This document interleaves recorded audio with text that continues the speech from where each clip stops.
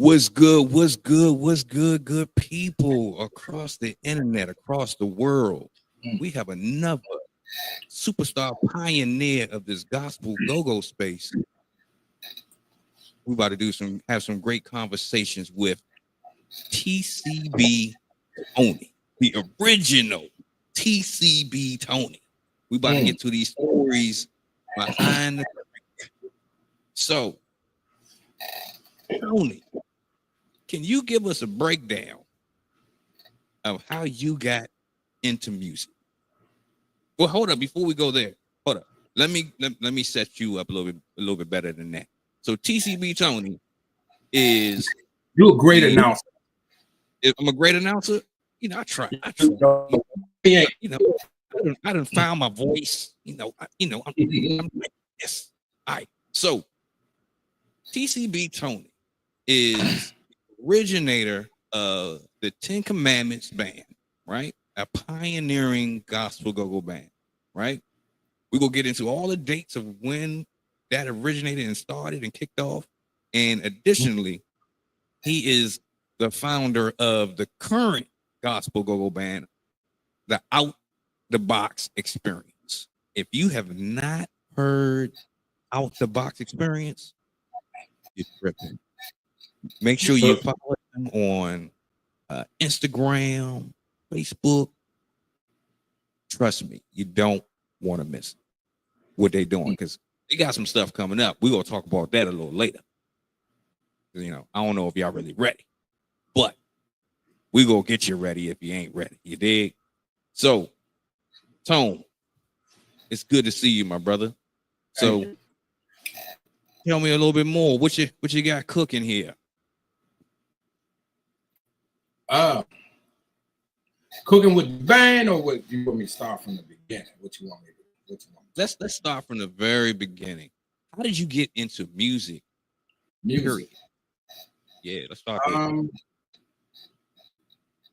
Probably been listening to music and getting involved in music probably around 6 or 7 years old. You know what I'm saying? Like thinking about like at my house on Fridays, my mom and my uncles and friends and stuff would come over every Friday. They would have like Friday night parties at the house, playing the oldie but goodies, spades, and everybody drinking. You know what I'm saying? So it started early, and then kind of getting caught up on that type of music, like loving that type of music and stuff like that. And then becoming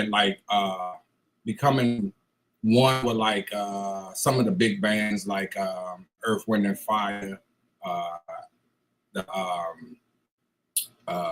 Isley Brothers, like everybody that was musical. So I really love music. If anybody know me, they know I like music. Like it's got to be musical.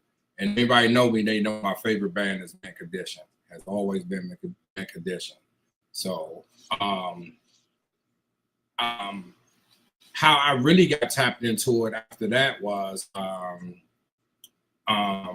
of my cousins, he had a band back in the days. He started this little go band, and he would do I don't even know if he was playing keyboard, but somehow he ended up giving me the keyboard. And a lot of people don't know I play keyboard, but by nature I'm a drummer. You know, and I play drums first. And then along the way, as time started, as I got older, was in a marching band at Shaw Junior High School. I didn't do it at Dunbar, but Shaw was like pioneering for me with music. So especially with the drums, I was in the drum section, and a lot of people don't even know this, but Cornelius from Gideon Band lived right down the street from me. So he went to Shaw too, so he was playing trumpet there. I was playing drums, and Cornelius, his brother Brown, and Jeremy, they all knew. They pretty much knew all the cadences for the drum line. So I'll be down their house, working on cadences with them. And this was pre-Gideon. And then, it's sort of like similar. After that, Gideon had, formed. And then, had a little talk with Canadians and was like, man, I'm loving what they doing. And so that's why that's how I end up starting Ten Commandments.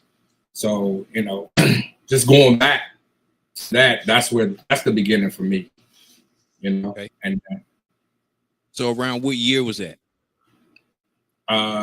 92 for Ten Commandments. 92. Okay. 92. Yeah. The first version of Ten Commandments, 92. So that era was a lot of people from our church. So Agina, Ayana, Yoko was my drummer. His father, his name Chet, he used to play lead guitar with Trouble Funk, Chester Davis. Had Brian and Hassan, Lil B, Hassan. Mike was Yoko's uncle, and Alonzo. I want to say Alonzo. This is my Congo player. He was my first Congo player. Okay.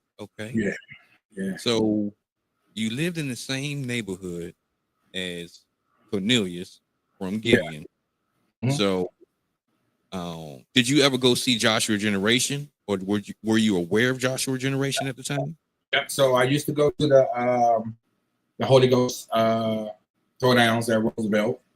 Mm-hmm. When I first went, Gideon was playing. Mm-hmm. Next time I went, Joshua Generation was playing.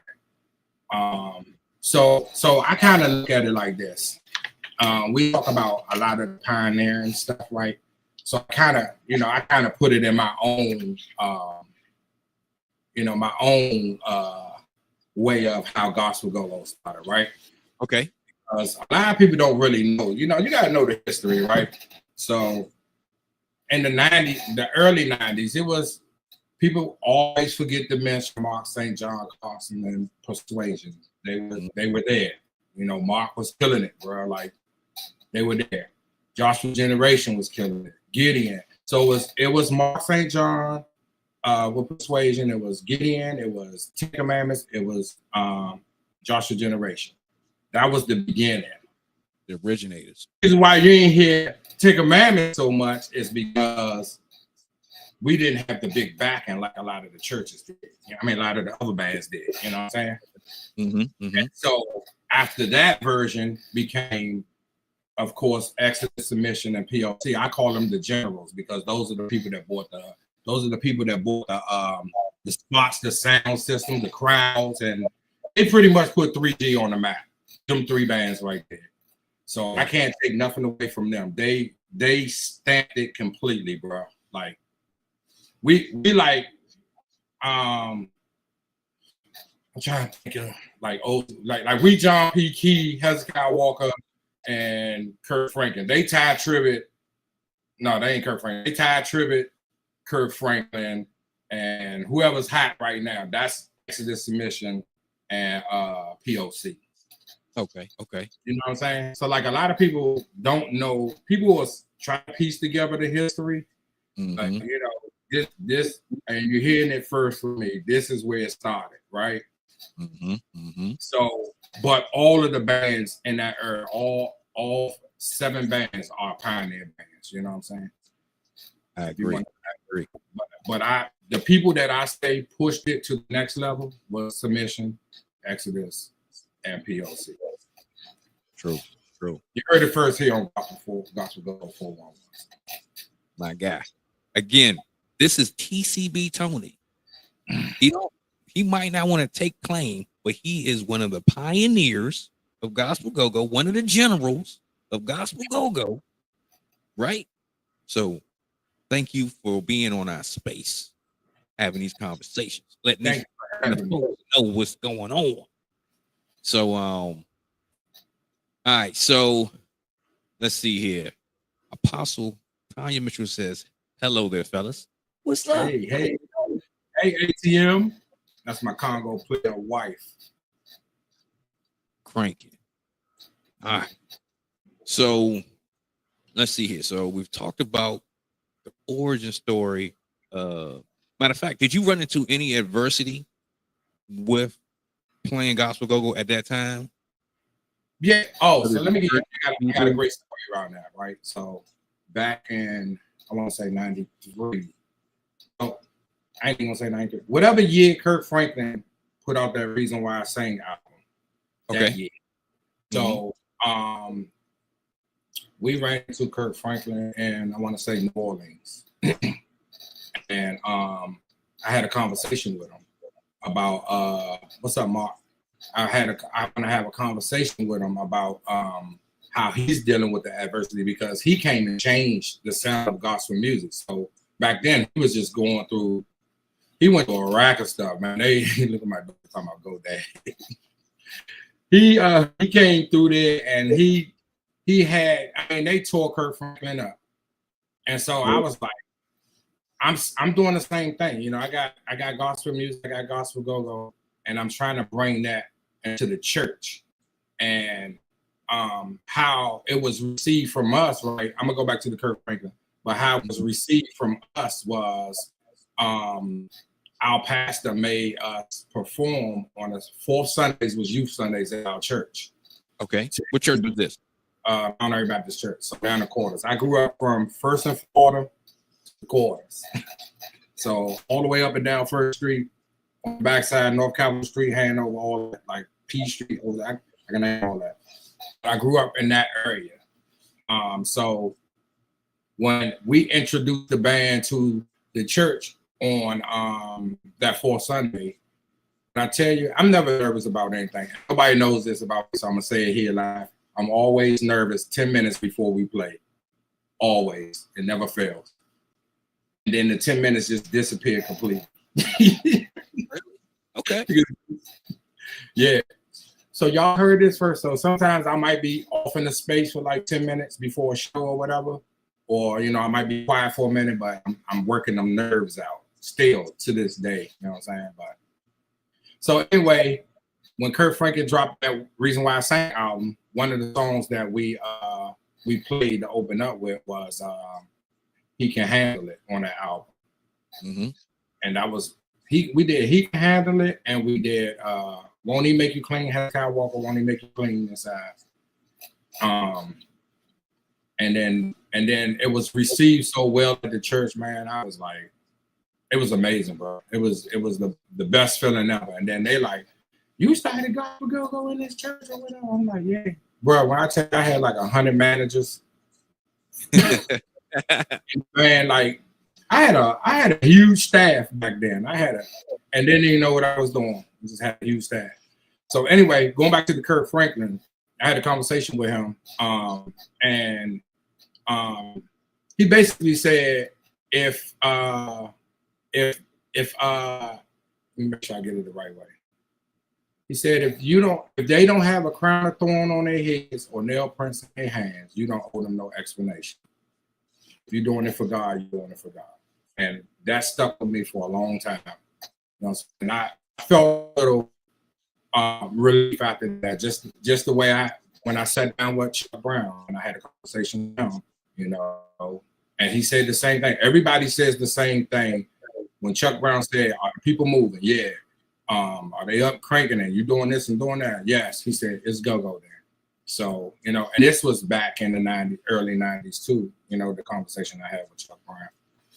So between Chuck and Kirk Franklin, they gave me relief. They keep pushing. I don't know if it's too many people can say that they have had conversations with Chuck Brown and Kirk Franklin. You might be the only person in the world. Yeah. That was early 90s, bro. Early 90s. Yeah. Wow. So so how receptive was Chuck to gospel? But you know, so like I used to go gospel skating on was it Friday night? Mondays and Fridays. So and I see my sister on here. She used to be with me all the time.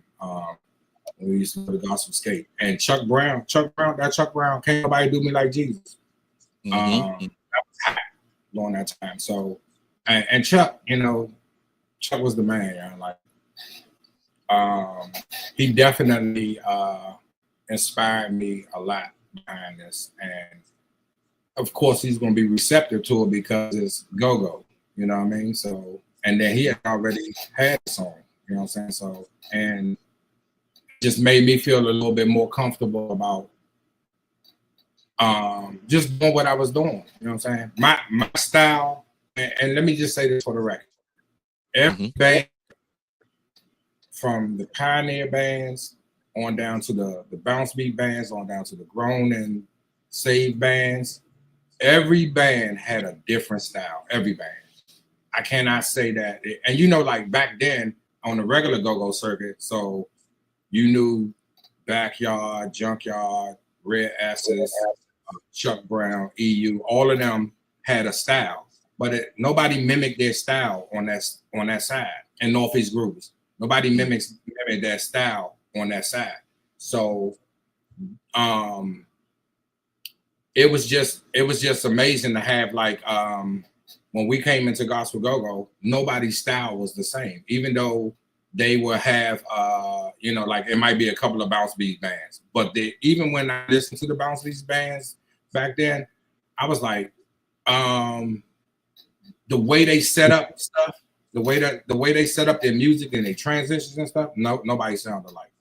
So it was amazing. And then you had your gospel worship bands and things of that nature. But it was amazing, bro. It was amazing to see that nobody, and then they might compare people on the gospel side with the secular go-go bands, but it was never like another gospel go-go band sound like this gospel go-go band. So everybody had their own style, and that's what I really loved about gospel go-go. That's what's up. That's what's up. So, just to give some backstory. So Chuck Brown has a hit record that Can't Nobody Do You Like Jesus, right? Chuck Brown has always said that he created go-go based on church drum beats. Yeah. Yep. And so I think it's fitting that we end up doing gospel go-go, because the foundation of go-go is really gospel music. Yeah, but and you go back to let's go back to the roots. Okay. A lot of the music period is based on gospel music. That's true. Like it got. I mean, you listen to the music today. A lot of it got gospel chords in it. Back then, you know, you're talking about Aretha Franklin. Trying to think of some other people, but Aretha Franklin, you know, Ray Charles, you know what I'm saying? Like they had that gospel style, and you know, they got beat up about it too. Like how anybody that take the gospel and then merge it with something, they're gonna get beat up with it. You know what I'm saying? And but the difference is we stuck with gospel, you know what I'm saying?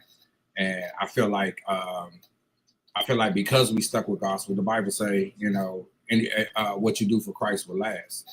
And so, you know, I just truly believe, you know, we stuck in there, and, you know, we start seeing how it flourished every time, you know, even the generations. You know, back then when all of us was playing, it was 100 bands, you know what I'm saying? True. 100 bands. Yeah. And it was amazing, you know what I'm saying? All right. So okay, so let's talk about the next era of Ten Commandments. How did that come about? Who was in that era? So the next era, okay, let me go back. So 92 and 93, we had a good run. By 94, God kind of was like shutting the joint down because we was out here, man. I'm be transparent with you guys today. We was out here drinking, fornicating, smoking, or whatever, and getting on the stage, and God speaking to me, you know, no, this can't happen. Like, you can't be telling somebody to not do this and not do that, and then you still doing it. So, you know, it kind of bothered me. and that thing shut down for I'm gonna say like a whole year. Shut down for a whole year. And so like when that happened, I came back. So the next era was probably, and this is when we was playing with POC and Exodus at JC's at Shiloh, Shiloh Baptist Church. And BBJ was there. But that era was, I had Diesel, peace Diesel. He was there. Brew, he was my drummer. I had Black Tony was my hype man. I had Boogie on the congos. And you know what's crazy? I don't even really think I had bass players back then. You didn't? A lot of stuff off keyboards. Really and truly, the only people that had bass players was POC, I think, at that time. I think Submission May had just got a bass. No. Yeah, I don't even remember Submission with a. Yeah, I don't even. Y'all didn't have no bass player? Nah, not. We. Wow. We somewhat had a bass player. No. At JC, at Club JC's, I was playing bass at that time. Oh, yeah. I just picked it up. Just looked. Bro, when I met you, you was on the front line dancing. Saying nothing. That was good. They was calling you Baby Angel or something. I had the worst. Oh my gosh, the worst stage name in go-go. Yes, Baby Angel. Yeah. You know what? There's a story behind that name. It's the reason why I came up with that name. And you came up with that name? Yeah. And you know what's funny? Something in my head was like, "Hey, go with Delano. Use your middle name, right?" And I was like, "No." You know how they got those movies like I can't even think of what the movie is. I can see it in my head. But you know, you got the old school movies, and you got the crew, and you got the young dude to always be with the crew. I was trying to make a name like that. Like Crybaby or something from one of them old school movies. Like the little young that was with what movie was that? And Lil Saint was with them. Yeah. I can't think of the movie. You got served? Was it You Got Served? Nah, I'm thinking like way before that. I'm like an 80s type movie. I know what you're talking about, but I was talking about like when you were saying the little youngins would hang with I was trying to bring it up to, you know, because we probably got some younger people on here that don't know about the old school movies. They got to go do their research. Go watch some 80s movies. They were great. Yeah. But yeah, that was a bad decision on my part. Yeah. But it's all good. It's good. It's history. It's history. All right. So Club JC's, right? So how did y'all get connected with like POC, Submission, and Exodus? How did you hear about those bands? Honestly, I don't even know, Tom. I have no idea. I don't know because you got to remember we was the DC band, right? Right. And so we didn't travel a lot to Maryland, but we traveled to do shows. I know how I think I met Submission at Ebenezer. They did an outside event at Ebenezer Parking Lot. And and this is around the time that I met Tony Lee and Bill Lee. And I feel like I want to say I couldn't even tell you. I think back then Yolanda that had G-Hop, she was managing us. So I feel like she connected a lot of, because she had the other club, right? Club JC, no, Club Jesus. Club Jesus. Yeah. Yeah. So it was. I think she connected us though. Okay. And so from there, you know, when she wasn't managing no more, I just built a relationship with Tony Lee and Bill Lee, And then from there, it was just like up from there. Gotcha. So, do you remember your very first show? If so, run through how that went. So outside of the presenting the band to the church, they stuck us under the outreach program of the church. So anything outreach, we did outreach. So they used to have block parties around the quarters all the time, and the church will be like, leading up the block parties, whatever. And then we was part of the entertainment. So during that time, that was and I got some pictures from that joint too. I don't think I got no video, but some pictures from that. And I believe that was the very first show, and it was received well. You know what I'm saying? You got to think about, like, back then when bands started, a lot of bands was playing fast. Even when we listened to a lot of the regular go-go bands, they were playing fast, and then it slowed down around mid 80s. So like when Junkyard and Red Essence, like the pockets is like really clean and crisp then. And I don't know who changed that tempo, but whoever changed it, thank you. I appreciate that, because that tempo meant a lot to me. And that's the pockets and sockets that I love, like when it's like that. But then after that, we played. So we used to do Summit youth retreats. So there'd be a lot of churches that come together. And we went to Summit Youth Lake Retreat Center, and that was probably our second show. So, and this one, Keith Battle used to come to that joint. Deron Cloud came and did boyfriend girlfriend thing there. So it used to be packed with a lot of stuff. And then I don't know if you remember the dude Black Indian, rest in peace to him, but yeah, he was actually the first person that got on the stage and danced with us. Really?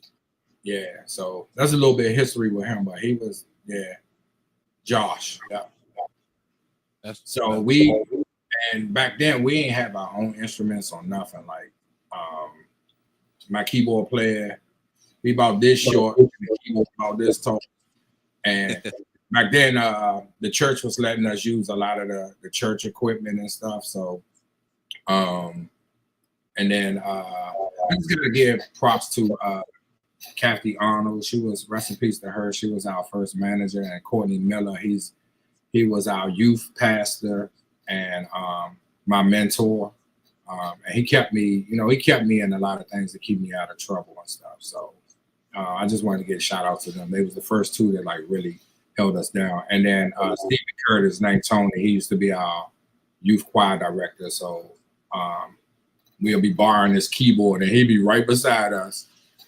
The E-Sonic, back then it was the E-Sonic, and the keyboard was like 1 million keys long, like big keyboard in the world.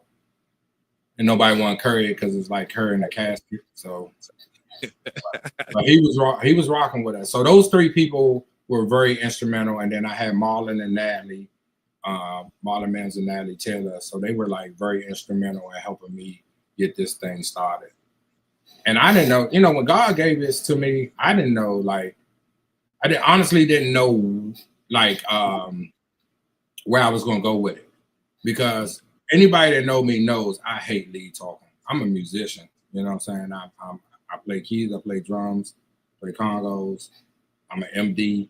I hate lead talking. And then when he gave me this ministry, I was like, I want to play drums.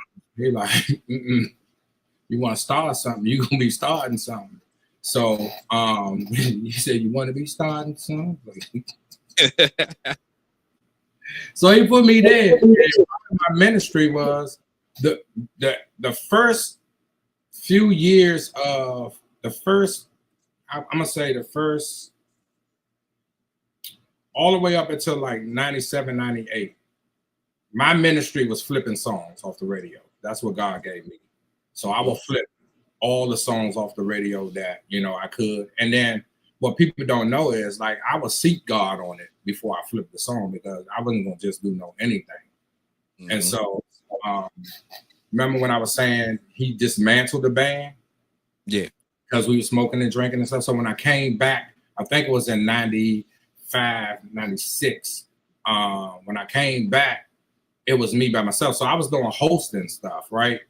And so I would track out songs. I would track out songs that I flipped in the keyboard. And this was back before DC even knew how to play keyboard. He was just pressing the button for me. So I would be hosting stuff, and then he'll rock with me, press the button, and then I'll use the crowd as part of like my set. So after it was just me and him, I added Brew was playing drums, Black was playing congos, Adisa was on the keyboard. Now Adisa know how to play, you know what I'm saying? And then it was me. And then I would utilize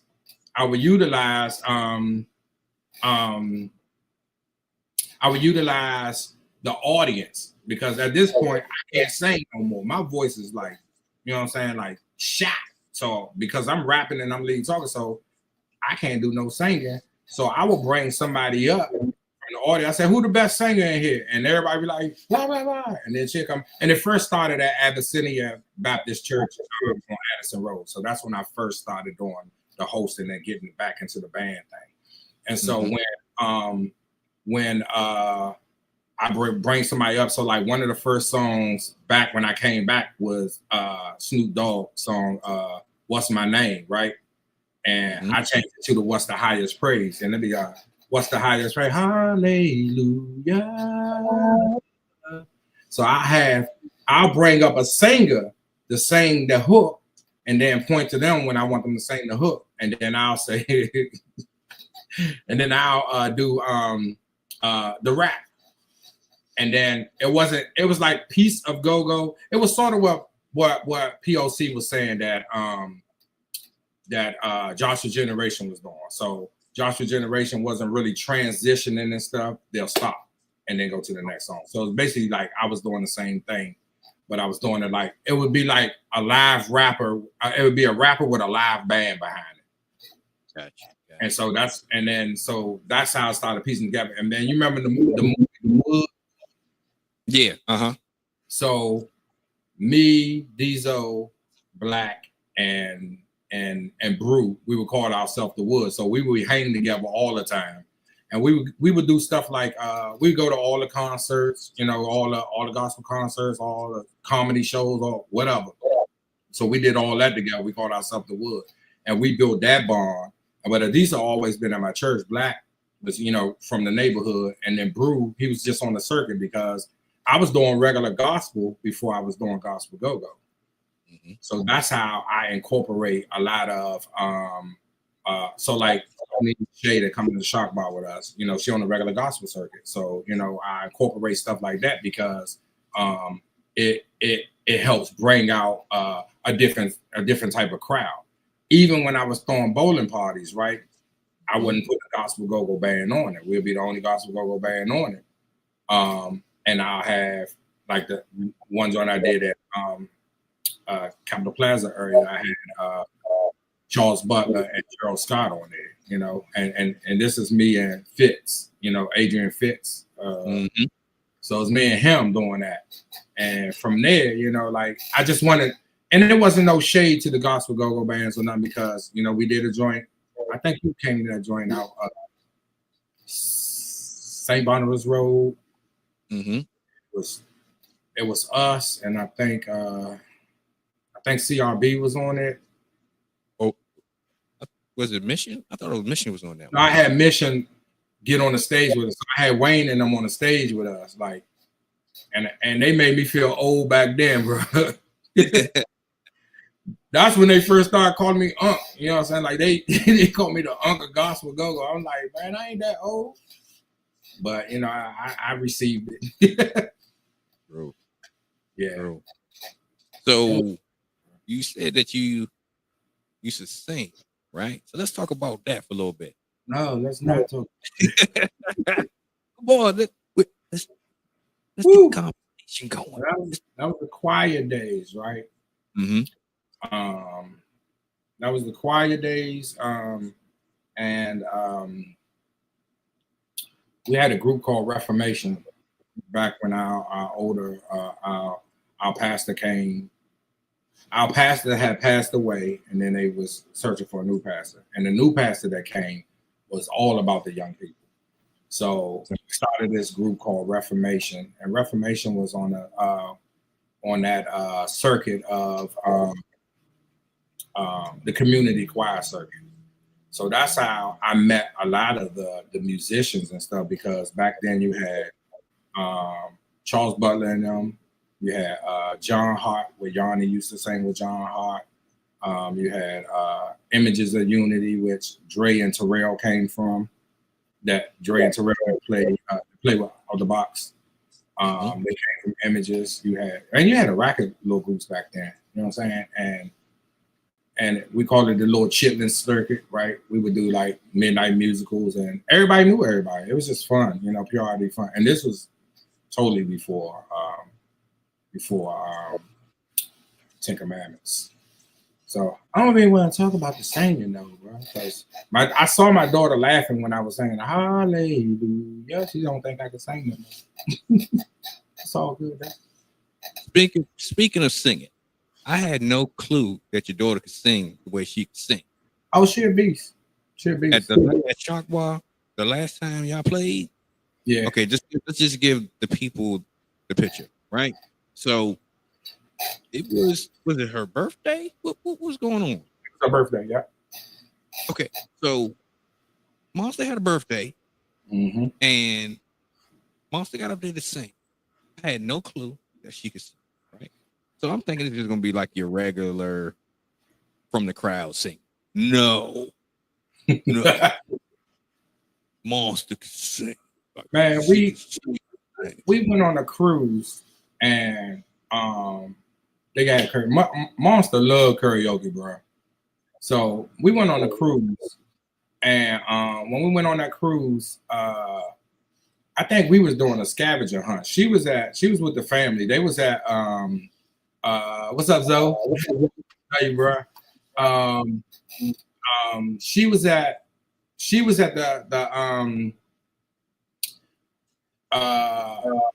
karaoke part of it, and tell her, hey, Monster, put the song you sang right there. Put the song you said you sang it in the comments. But she went there and she sang this song, bro, and had the people in that joint crying. I missed the whole thing. I posted the video recently, but she had the people crying in that joint and everything. I was like, I always knew she could sing. Like Monster picked the musical side up from my side of the family. She got her dancing from her mother's side. So like her mom was a cheerleader and all those things, and that's where Monster picked all that up. But the musical side, yeah. And there was she said Ave Maria. She said Ave Maria Beyonce. Well, it's not really Beyonce because somebody else sang that song before her. So. But you sang the Beyonce version. But she had all the people in there crying, bro. And when I came around there, they was like, yo, you just missed it. Your daughter just tore this joint up and blah, blah. I was like, what? And then they had the video. So when I saw the video, I was like, yeah. But, I be trying to get her to sing. I want her to do some songs with the band too, because the girl can sing. She be jiving though, I'm trying to pull her. And she's like, Dad, I want to sing. And blah, blah, blah. I'm like, okay, but, you got to do the work though. You know what I mean?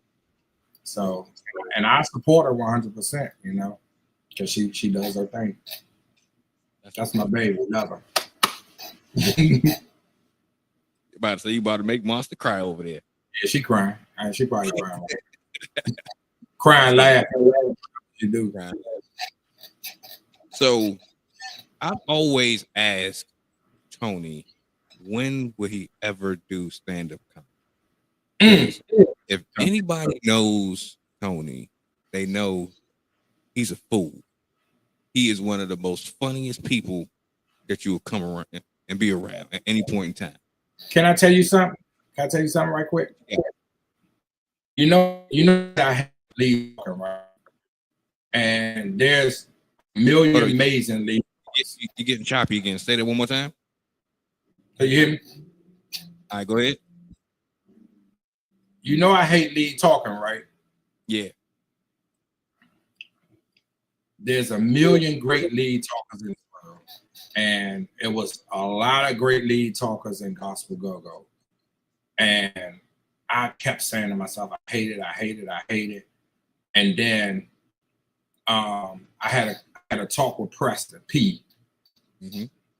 And P said, I asked him about, what I need to do to help, build me up in lead talking. And he said, you're a funny dude. And said it just like he said, pull your head down.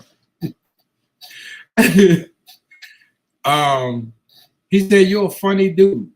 Use that in your sets. And that's what I've been doing ever since. So like if you see me joking or whatever on the stage with that, I use that in my sets. And I've been doing that ever since that. And I gotta give P his props for that because he helped push me on that level. Yeah. True. Well, he's able to recognize pure talent because my brother, funny dude, man. Yeah. A lot of people say that to me, and they keep telling me to do stand-up comedy and this and that, and I was like, I done seen too many people get set up. I'm not doing that, bro. Y'all think I'm funny. The world might not think I'm funny. So y'all can feel that. You can always get your chops together with us. And then go to the world. Let everybody then see it. I can't remember all that stuff. Like, they write. So it's a guy on YouTube that be doing stand-up comedy, but he don't write nothing. He just sit in a chair and he be joning on everybody in the audience. And he put a whole set together. Like, I can do that. I can definitely do that. But if it was like write this comedy and they had to say the same thing over again, I couldn't do it, bro. That's true. Hey, then it'll be 100% authentic in the moment. That could be your specialty. Like people be freestyling. You be freestyle comedy. Yeah, that's all you're gonna get from me is freestyle comedy. All right. So we've talked about the early stages of Ten Commandments, the second era. We talked about singing, we talked about your gospel roots, talked about Kirk Franklin, Chuck Brown. Speaking of Kirk Franklin, I can honestly say that Kirk Franklin is the very first and probably the best lead talker to ever be in gospel music. Yeah, definitely. So I wonder, did he take that from us? What do you think? Maybe. Kirk. I mean, people steal from us all the time, right? People steal stuff from DC style all the time, but because we haven't collectively locked it in the way we're supposed to lock it in, they can just come and say whatever they want to. And then, what's up, Sean? They can come in and do stuff like come in and. So I don't know if you know, but like back in the days, people would come get their live band from here, right? Mm-hmm. Get their musicians from here when they go on tour and stuff. So of course, you got pockets and stuff like that. But people steal from here all the time, bro. Like and we got to start, and I'm saying this for go-go period. We got to collectively just start coming together. There has to be. Even with our youngins that don't care about go-go now, they care about the drill rap and all that stuff. We got to collectively come together because since this is the staple music of DC, right? We need to come together and start having conferences and stuff like that so that we can teach them youngins how to do it and teach them youngins, the history of it. Like, it's great that we got museums and all that stuff, right? But, you got to literally sit down with them and have these conversations and say, hey, this is where it started from. This is where it is. And this is where we want to see it go. But if you ain't got you got the pocket, it's the Pocket 3 band. And then you got the band that quit from the Save the Seed joint. Those are the two youngest bands out here right now. But it's no more people like getting involved in the go-go. So we're going to be 50, 60 years old, probably still doing go-go because nobody's picking it up. You know what I mean? Everybody on drill rap right now. So, but I think that a key piece to why the youngest is not involved in go-go, they don't have any all-age go-go's, so they haven't been introduced yeah, like you know. yeah. So, It became. They try to made it look like that, was valid from the go-go situation, but yeah, we got to get back to that though. We got to get back to all age go, which is technically what we do at Shark Bar, right? Anybody can come in that joint. It's not a for us when we do those events. It's not a regular club night. It's whatever we make it. So it's a fun family filled event, right? I don't know if you're gonna bring your 5-year-old or whatever, but it's a restaurant. It's a restaurant and a bar. So people coming there to eat, and then they get entertainment. So when you are able to get in places like that and be able to showcase gospel in a place like that, open it up for everybody, and then see how it goes. And it's still going. You know what I'm saying? Like, to me, that's how we start grabbing. Yeah, and what ATM saying, she said my brother's place. They did the same thing at my brother's place. You know what I'm saying? They opened it up, our water. They opened it up, all ages. I mean, they had on one side of it was like you could play video games or pool and all that stuff, and then the other side was the entertainment. So those were the days. ATM. I love them days like that because we just like really had fun back then. true. Yeah. Speaking of shows that were fun and shows that you remember, right? What's your most memorable gospel go-go show you've ever played or been to? Probably got a few of them. So okay, let me start with so that last era of Ten Commandments. Okay. So the last era of Ten Commandments, we went to Greensboro, North Carolina with Junkyard. It was like this big festival they had out there. And remember I was saying in the beginning, from 92 to about 97, 98, we were flipping songs. That last era of Ten Commandments from 2005 to 2009, we wrote everything. And so we wrote this song called The Cross. And we stopped in the middle of the set and said, we want to do this new song and introduce y'all to this new song. If it's received out here, we know it's going to be killing out at home for us. Man, when we hit that joint, they went bananas out there. And that's one of the things about that show. So like we drove to North Carolina I like to drive in the middle of the night. So we drove North Carolina in the middle of the night.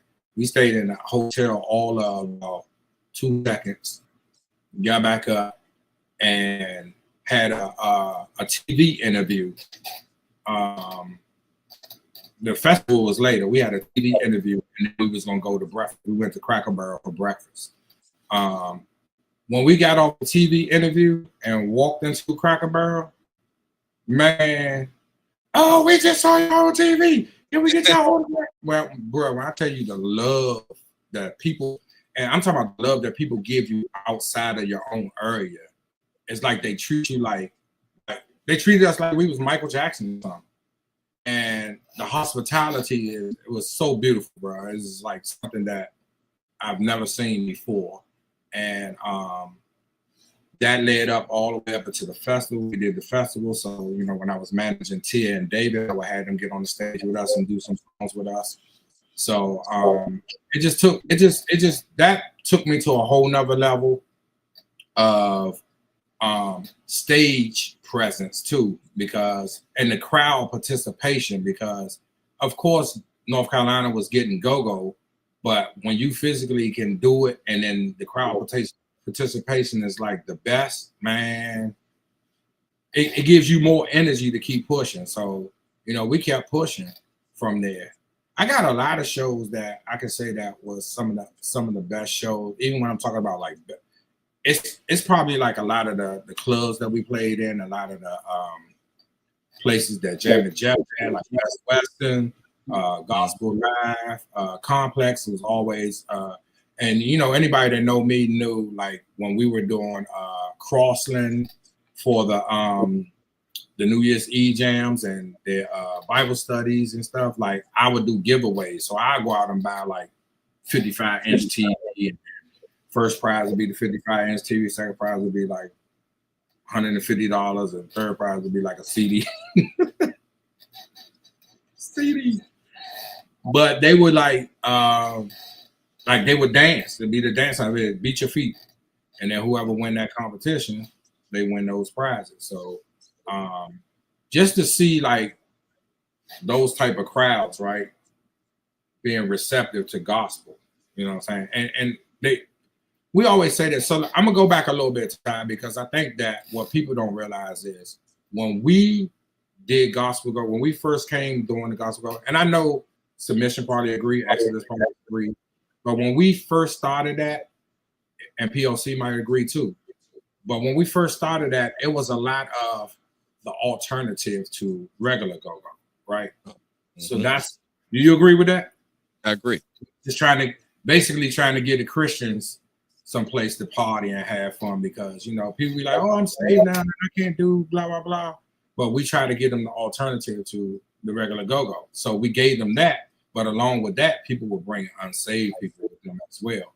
So now and this is where, you know, for me, how I did end up doing inspirational, because so a lot of these people may not ever come into a church, right? But they'll come into an environment like Crossing and Friendly. They'll come into an environment like Gospel Live, Shark Bar, you know, like things like that. And then this gives us an opportunity to minister to them the way that God gave it to us, without trying to force it on them, or we're not trying to come out strictly opening the Bible off the break to them. You know what I'm saying? And I think a lot of people back then didn't really catch what was happening back then, which was the alternative to gospel go-go. And I think that's why a lot of us got kicked out of the churches and stuff, right? Because it was, it was, oh, this is our music or whatever. It was always that, right? And y'all grew up in D.C., y'all grew up in Maryland, y'all grew up in Virginia, where go-go was just everywhere. So you're a pastor, you know you like go-go. Don't do that to us. Like, come on, man. We trying to do something for God. You know what I'm saying? So, you know, we got kicked out of plenty of churches too. So, and they blacklist for life. I think in those early days of gospel go-go, if you weren't kicked out of a church, you probably really wasn't a real gospel go-go band. Yeah. We got kicked out. I remember one church we got kicked out, and we was part. And this was our last song. They received everything. The last song, man, they came in there and shut the whole joint down. I was like, oh, know what we doing? Okay. You know, so you just got to humble yourself and walk off and be like, hey, you got to realize, like, this ain't for everybody, right? So what I'm doing now with OutDaBox, this music ain't for everybody. This ain't even for the Christians. This is for the people out there. And that's why we're going out there. You know, my mission and my vision changed from what 10 Commandments was. You know, that was for the Christians. This is for the unsaved. You know what I mean? And if the Christians is in the building, you know, that helps push along with this.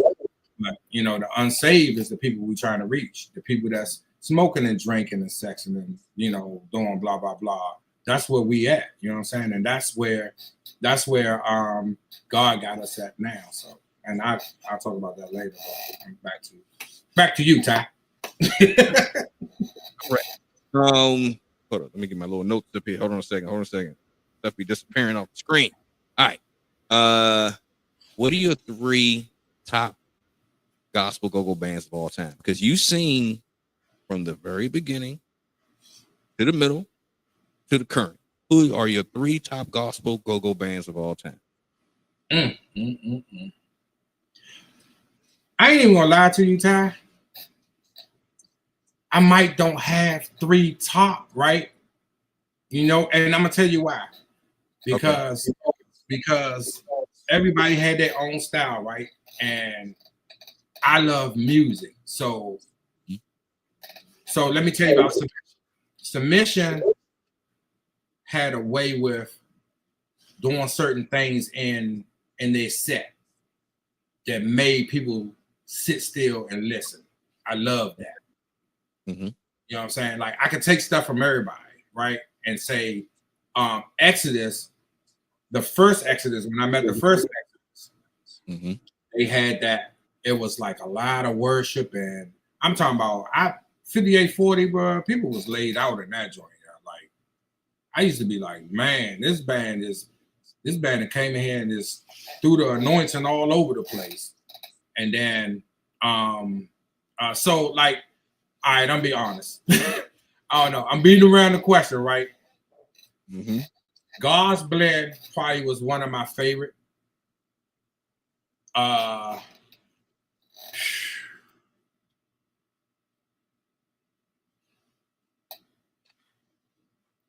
can't single them out, bro. Like I can't single out Exodus Submit because everybody had different stuff going on that I liked. Even when Wayne brought the bounce beat to Gospel Go-Go, right? I wasn't a bounce beat fan, but the stuff that they were doing in gospel transitions, mine used to be like, man, I could get up there and smack every little kid up there because they was killing it, bro. Like they youngins, and they just bring so much flavor to like transitions and little stuff that they was doing. And so like, I don't really single nobody out. Like, it's like if you ask me who's my favorite band on the secular side, I got you. Okay. Gospel Go-Go side, I can't single nobody out because everybody's styles was different and everybody their mission and their vision was different. And I feel like a lot of bands had a lot of crank, a lot of bands had a lot of anointing, a lot of bands were slumming. And I felt like I was slumming for a minute, you know what I'm saying? Because I was like, that first I'm trying to tell you, the best of Ten Commandments was probably the very last because we was writing everything. And that right there, from the River of Life days all the way on out. And I think that was just like, man, I be listening to CDs now and I be like, man, that's how I do. But I really can't. I'm gonna be honest. I can't sing no bands out. But I love the different styles. I love Heaven Sent, and let me tell you, I sat in with Heaven Sent one day on drums. Mm-hmm. At what was it? Union Temple. And I sat in there. I sat in on drums with them for a minute. And I felt like I was just playing with an all-star band, bro. It was like, woo! Like they really was an all-star band. They were. And you give the people an insight of who was in that band. Rick, Yanni, I said Camise, Quick, Lil Benny was there.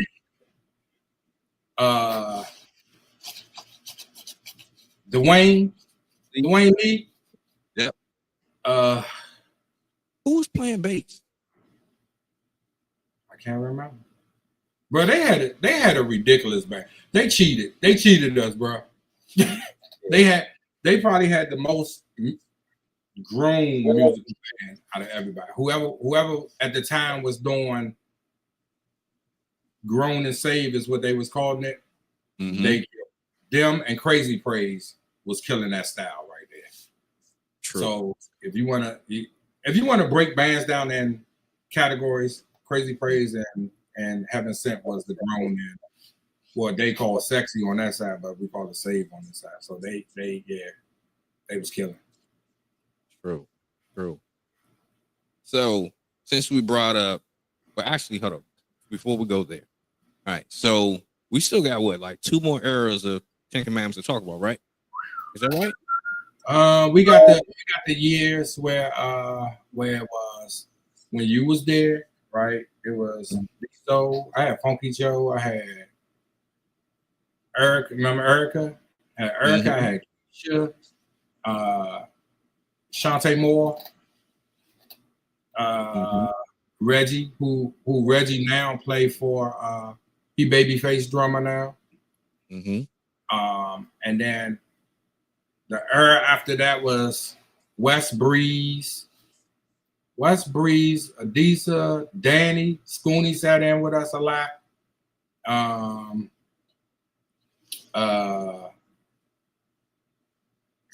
Eight play bass, Ray. He was with us. Then I had a whole front line. I had David Tier, Flo, J Real, DB, and me. I had a choir on that line. but I let Tia and David sit in on a lot of stuff because they, I was managing them and I wanted people to hear them, not just on the on that side, but on, doing logo too. So it kind of helped them get gigs too. So and then you had an era where Larry, Justin, Danny, Wes and them. So Wes, I don't know if you remember Wes and them. I was managing the band they had called New Life. Right. With Jay was there. Wes, Mo was playing the Congos. I can't even remember who else was there. And then I had Taz and them, Redemption. So I was managing. This one we had an NTD. We had like maybe 3 or 4 bands and 3 solo artists, and then who that was doing the other side of the educational side of N2D. So I was doing the entertainment side, she was doing the educational side. And then we had 524, which was the secular band. But that other era was Rico, Rico, both of the Robs. You remember 524? Right. Didn't I sit in with them a couple times? Yeah, that joint on in Silver Spring where the firehouse station is. It was a joint like upstairs. They used to play in that joint all the time. True. And that was, man. We had everybody, bro. We built the label, y'all. It was crazy. We built the label, and after a while, it just got tiresome, right now. So I'm going back to like when we first started, right? 10 Commandments, Exodus, Submission. We can get up and go and do 3 or 4 shows. You know what I'm saying? We ain't had no responsibility. When them responsibilities start coming, all right, guys, I'm gonna have to go ahead and retire. This has been fun. Yeah, it's been fun. Now I got a kid and I got a wife or I got a husband or like things change, bro. And those back then you ain't even had that. Say, can now I gotta ask my band. I gotta ask OutDaBox, can y'all do a show? I can't just take a show, you know what I'm saying? Because I gotta respect that everybody has a family, everybody has a lot of things going on in their life. And I gotta respect that. Back then we was youngins, so like we can really just get up and go. You ain't even gotta listen, we doing this show on this day. Another one of my favorite shows was when we played with 911 around there where POC, where their church was, where Adisa was the manager for Cypress Creek Apartments, and they had Cypress Creek Day or whatever. Chillum Road, Hinesville, that area, yeah. So during that time, and this was so I forgot to say, like, other people that used to be in the band before I go there. I forgot to say, like DK was in my band in the beginning. And I think about, like, when I think about, like, back there, bro, like, especially like 95, right? I think back about that time, like, if somebody couldn't show up, I'll be playing drums and lead talking from the drums. The Congo player wouldn't be there, I'll lead talk from the Congos. Like, it was just, hey, you gotta do what you gotta do, bro. And I made some sacrifices, to make sure that the band still moved forward. Did I hate it? I hated it, but the show must go on. Yeah, it was what it was. That's what's up. Yeah. So you had Wes on drums, you had Breeze on Congos. So just so people know, Wes currently plays for. He got a band called Our Own Now. That's his band. Right. Then he played for Sir's Company, which is Scooby Band. Mm-hmm. He filled in with everybody. He was playing with Walker Reds. He was playing with Setting with What, Northeast, Backyard. This boy is all over the world. That's my man, Lil Cuz, favorite drummer. I had some good people come through here, bro. Like, and Breeze currently play with Major League Band. He play congos for Major League Band. Grind. So that era with Grind, I think he was in there too when Grind was there. So Grind, started doing her thing from, and I gotta tell this quick story this week about Grind. So Grind put something on my page about, how she came into the gospel go. So we did an event out Leonardtown somewhere. And this is the type of person I am, like recognizing people's talent, right? So I did like a call and response, and Grind said something in that microphone, and I was like, "Yo, do you sing? Do you rap or whatever?" She was like, "No." And from there, I just snatched the girl up, put her in the band, and I was like helping her out. And I was like, "I'm gonna help you do this and blah blah blah." And then from there, man, I think he was in the band when we did Lil' Kim Light Us Up. Mm-hmm. Yeah. Grind came. Grind said, "Into Deep fam got the greatest rappers." She said, "Tone come first, your girl. Grind come after." I was like, "Woo!" And when she did that, I was like, I said, "Yo, you out here writing, like for real. Like that's fire right there."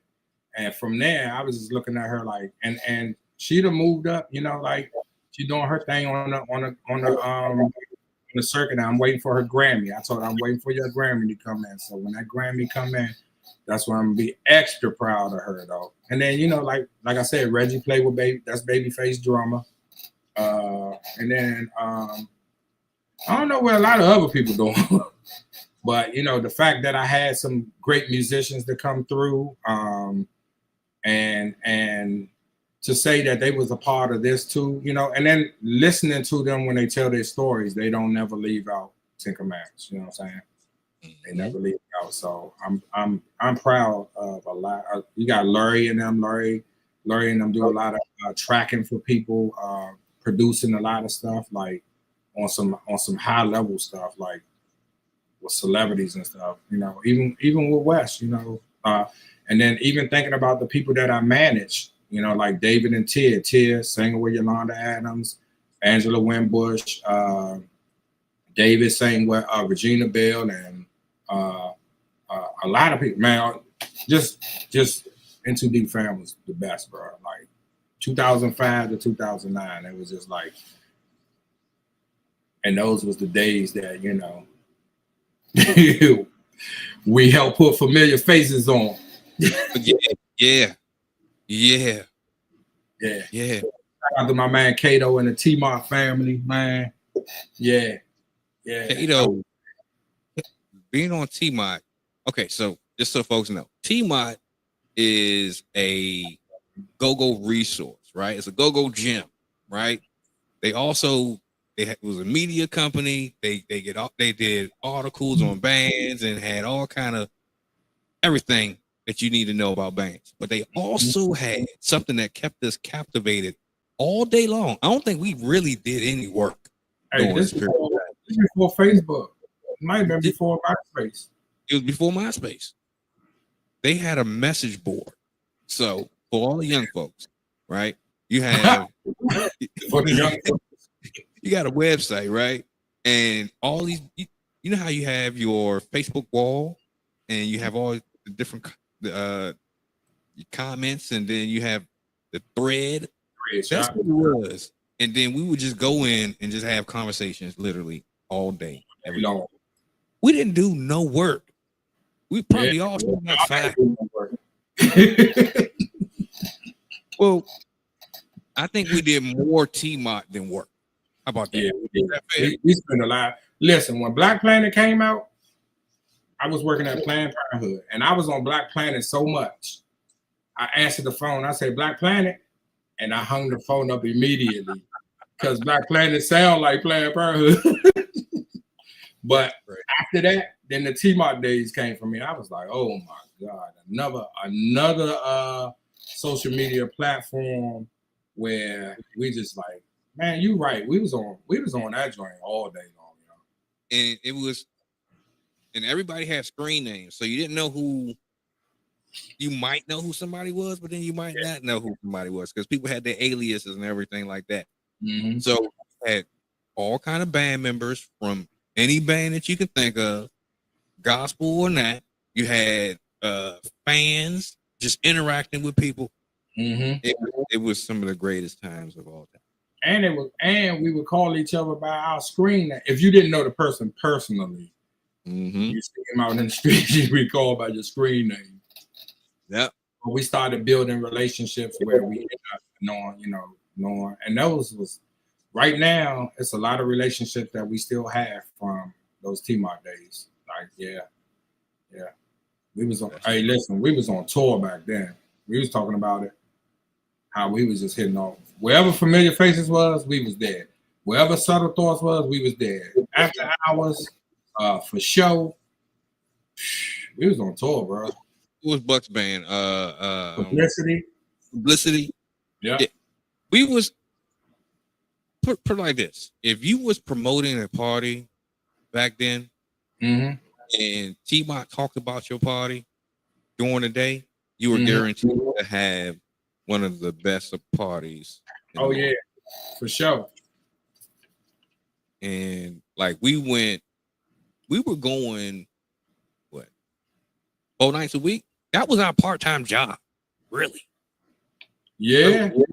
Hey, my man Tashawn Bay on here right now, and he used to be like, "Bro, you out every night, and then you come back in, you like." And I'm a transparent guy. This was the days that I was drinking and I was smoking, and I was out partying, having fun. And he was like, "Bro, you just like every day though, bro." I was like, "Yeah, Familiar Faces is great." Like, oh, even Vibe. We was going to see Vibe at Jay's nightclub. Remember? Yeah, when they very first started. Yeah. Yeah. We was on tour. It was crazy. Shout out to my man Kato though, man. He kept us busy. For real. And then too, that helped us expose a lot of folks to gospel go-go too. Yeah. Because people from that side were like literally coming to support gospel, especially like when we was doing the River of Life, man. We see a lot of people there. And the Complex, people were supporting a lot of stuff. Like T-Mart don't get the props that they should get. I think Kato is a legend, bro. Like he's definitely a legend, and he need to get more props than what he has, because he's the man, bro. He kept this going for a long time, and to bring people like that, bring a group of people like that together, and then allow us to speak about gospel go-go and stuff on your platform, like, man, people don't have to let you, people don't have to let you do gospel nowhere. You know what I'm saying? Like, even when we go in these clubs, we don't have to let you come in there and do gospel. But that's, God gave it to us, and we not dressing nothing up, bro. We going there and do the work. You know what I'm saying? We're not trying to turn your place into a church service, right? But we're gonna come in there and minister. That's what we're gonna do. And that's what God gave us, and we're gonna do that. You know what I'm talking about? For sure. Yeah. For sure. So we talked about the errors of 10 Commandments. We talked about some of our reckless days. So let's do this. Let's talk about OutDaBox experience. How did that come about? How did the name come about? So that 2005 to 2009, that's when 2009 I ended 10 Commandments. Okay. And then everybody was just, doing whatever, families and stuff. Like, everybody was doing their thing. I was over music, honestly, bro. Like, I wasn't doing music no more. And I sat down for a long time. And then I ended up playing at 3 churches. And then I got tired of doing that. And I was just like, I just need to go to church and let them minister to me without me playing no instruments. I just need to hear the word. I need to go in there, get prayer and all that, and then be able to go home and not have to do nothing else after that. And then 2013 came. Joe, Funky Joe, they used to play with my band. And JP, we all sat down there. We was talking about doing another band, and I was like, I don't want to do go-go. You know what I'm saying? Because again, I hate lead talking. So when I put together, so I came up with the name OutDaBox. JP added experience on it. So I said, part of the vision was to go outside of the four walls of the church, right, and do ministry. And granted, when we had Ten Commandments, Exodus, and stuff, we were doing that as well, but that wasn't the focal point. The going outside and reaching those people, because we was doing it for the I can't speak for everybody, but I feel like that's what the whole thing was about back then. The alternative to go. But now it changed a lot, because I'm like, we need to go out here and reach these people that's out in these streets, out in the world, that are never coming to a church unless it's a funeral or wedding.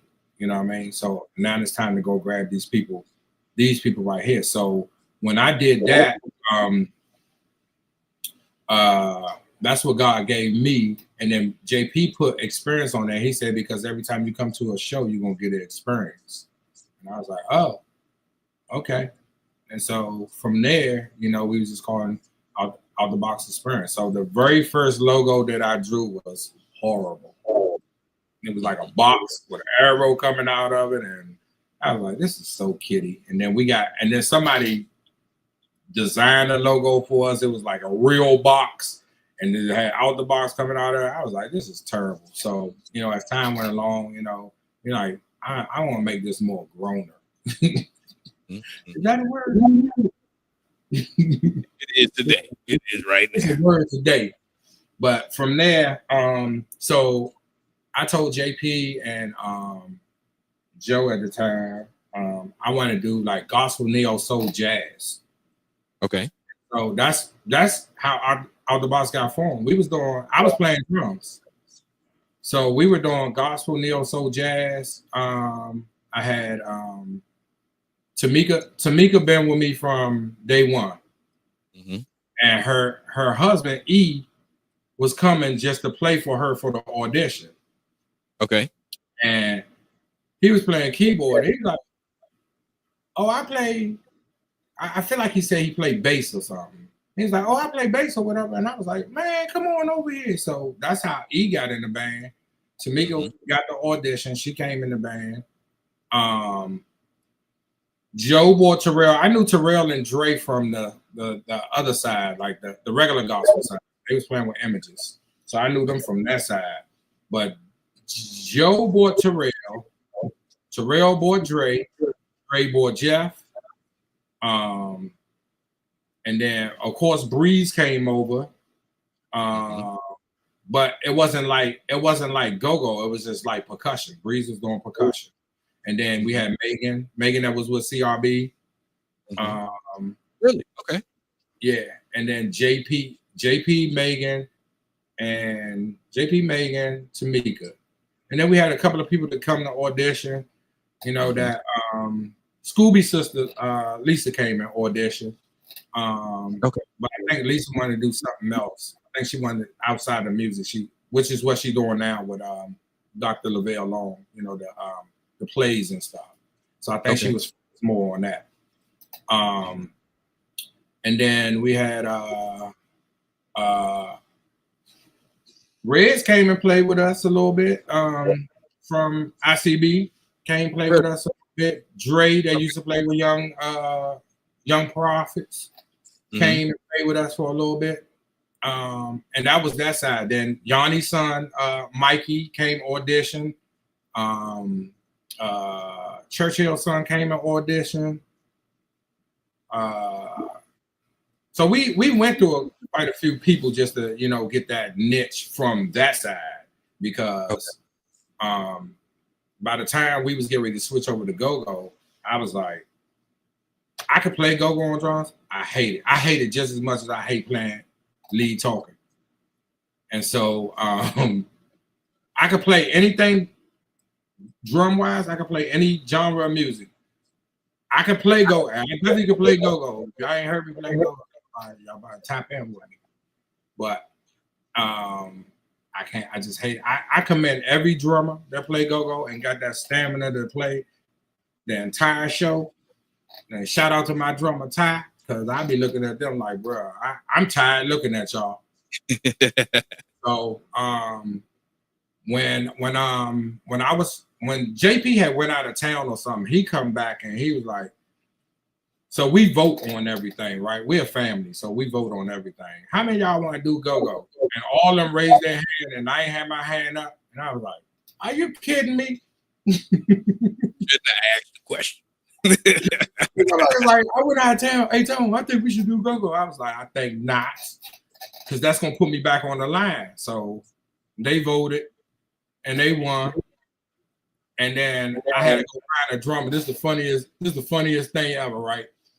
So I'm looking for a drummer, and I inboxed Ty, my drummer, and I said, "Hey, bro, you know a drummer?" He like, "What?" Yeah, really? So Ty auditioned. We was at EB Studio. He auditioned. They liked him. He got the gig. He got married. I want to say that Friday or Saturday. Saturday. Their honeymoon was supposed to be Sunday. His wife was like, you can play with them on Sunday. We good. We're gonna be able to do our honeymoon. I was like, whoa. So that was at OTI when we started playing that OTI. So that was our first gig as OutDaBox go-go at OTI. And it turned out to be a great gig. And then I had, Tony Blunt, my man, so I had him come out there and get on with us. Like I was trying to do like a little old school type thing. And it felt good, but I still hate lead talking, so it still felt like. But now, I look at, so like how everybody look at rapper as like the great lead talker and the conductor. I look at him the same way, but I can't do that part that he does, but I can do the conducting and put the music and do all that stuff together. I can do all that stuff, but I just feel like my lead talking skills is getting way better than what I thought it was. But kind of filling it out a lot more. I hate it, bro. I don't think you give yourself the credit that you should. I don't. So let me say this. If you're in the chat, if you're watching this video, we got quite a few folks watching this video. If you believe that Tony needs to give himself a little bit more credit than what he's saying, because we know you're a humble dude. We know this. However, I think you need to get your flowers. I think you do your credit. Wow. So if you agree with me, why don't you just go ahead and put something in the chat real quick? Also, if you're watching this on Instagram or Facebook and you want to be a part of this conversation, right? Jump over to YouTube, Gospel Go-Go 411. You can be a part of this conversation. So go ahead and jump on over. Come on over real quick. Come on over. These comments is. I hear that flowers thing a lot, and I hear you don't give yourself enough. So Tony Savoy, that's my he on the front line with me. He said, "Stop being humble, bro. You got that." But I've always been that way, bro. And Brock King been rocking with me for years too. Brock King used to have those what's the name? What's the name of the joint? Brock King? It's the Friday joint. But he used to invite us to all them joints. And it's on the tip of my tongue. But those joints right there, everything that I do, I try to remain humble because I want to keep God in front of what I'm doing. You know what I'm saying? Like, it don't matter who came through the band, who I helped out, who, nobody would never know what's going on in the background unless that person speak of it. You know what I mean? Because I'm just that person. I don't need to be like in the forefront. I like to be able to help people and then also look at people shine. You know what I'm saying? People definitely y'all listen, I'm hard on myself because I don't, it's just certain things that I know I'm not 100% great at. But the things that I'm great at, I feel like I'm definitely great at that. And I love, just being, and it's not just with gospel, it's not just with go-go, it's not just with the music. Keep It Real Fridays, that's it. It's not just with those things, right? It's with me, period. The life I live, it's I'm humble in everything that I do, my job, my family, I'm humble, and I don't look forward to nigga, my man Naku was in that era of Ten Commandments too. He was in the Gospel Live era. So that's my man right there, yeah. But I'm very hard on myself, Ty. I mean, you've been around me enough, you know what I'm saying, to know, I don't take no credit for nothing, I give it back to God, but I also know that, I'm not trying to, a lot of people push themselves. I'm just another tap on the shoulder, you know what I mean? That's what I feel. That's what's up.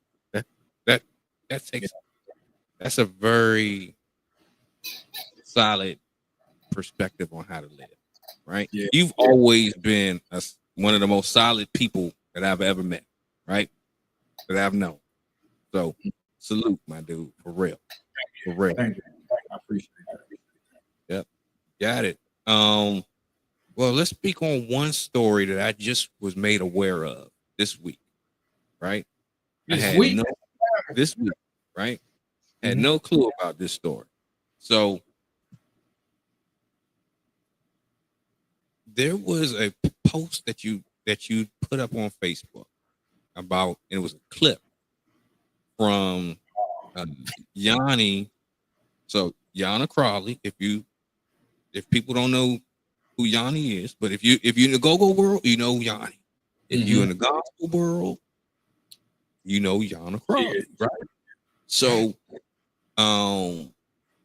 there's a post on your Facebook, and Yanni or Yana Crawley was being interviewed by Scooby on the Serious Vibe podcast, I believe that's right. Yeah. So right, Derek from Vibe and Scoob from Serious Company. Yeah.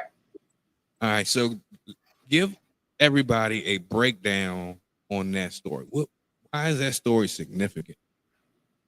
This was the time that I was managing Tia and David again, right? So Tia and David, I wanted them to do Sunday's Best. They wanted to do Sunday's Best, do the auditions, and they humble too, they some humble folks.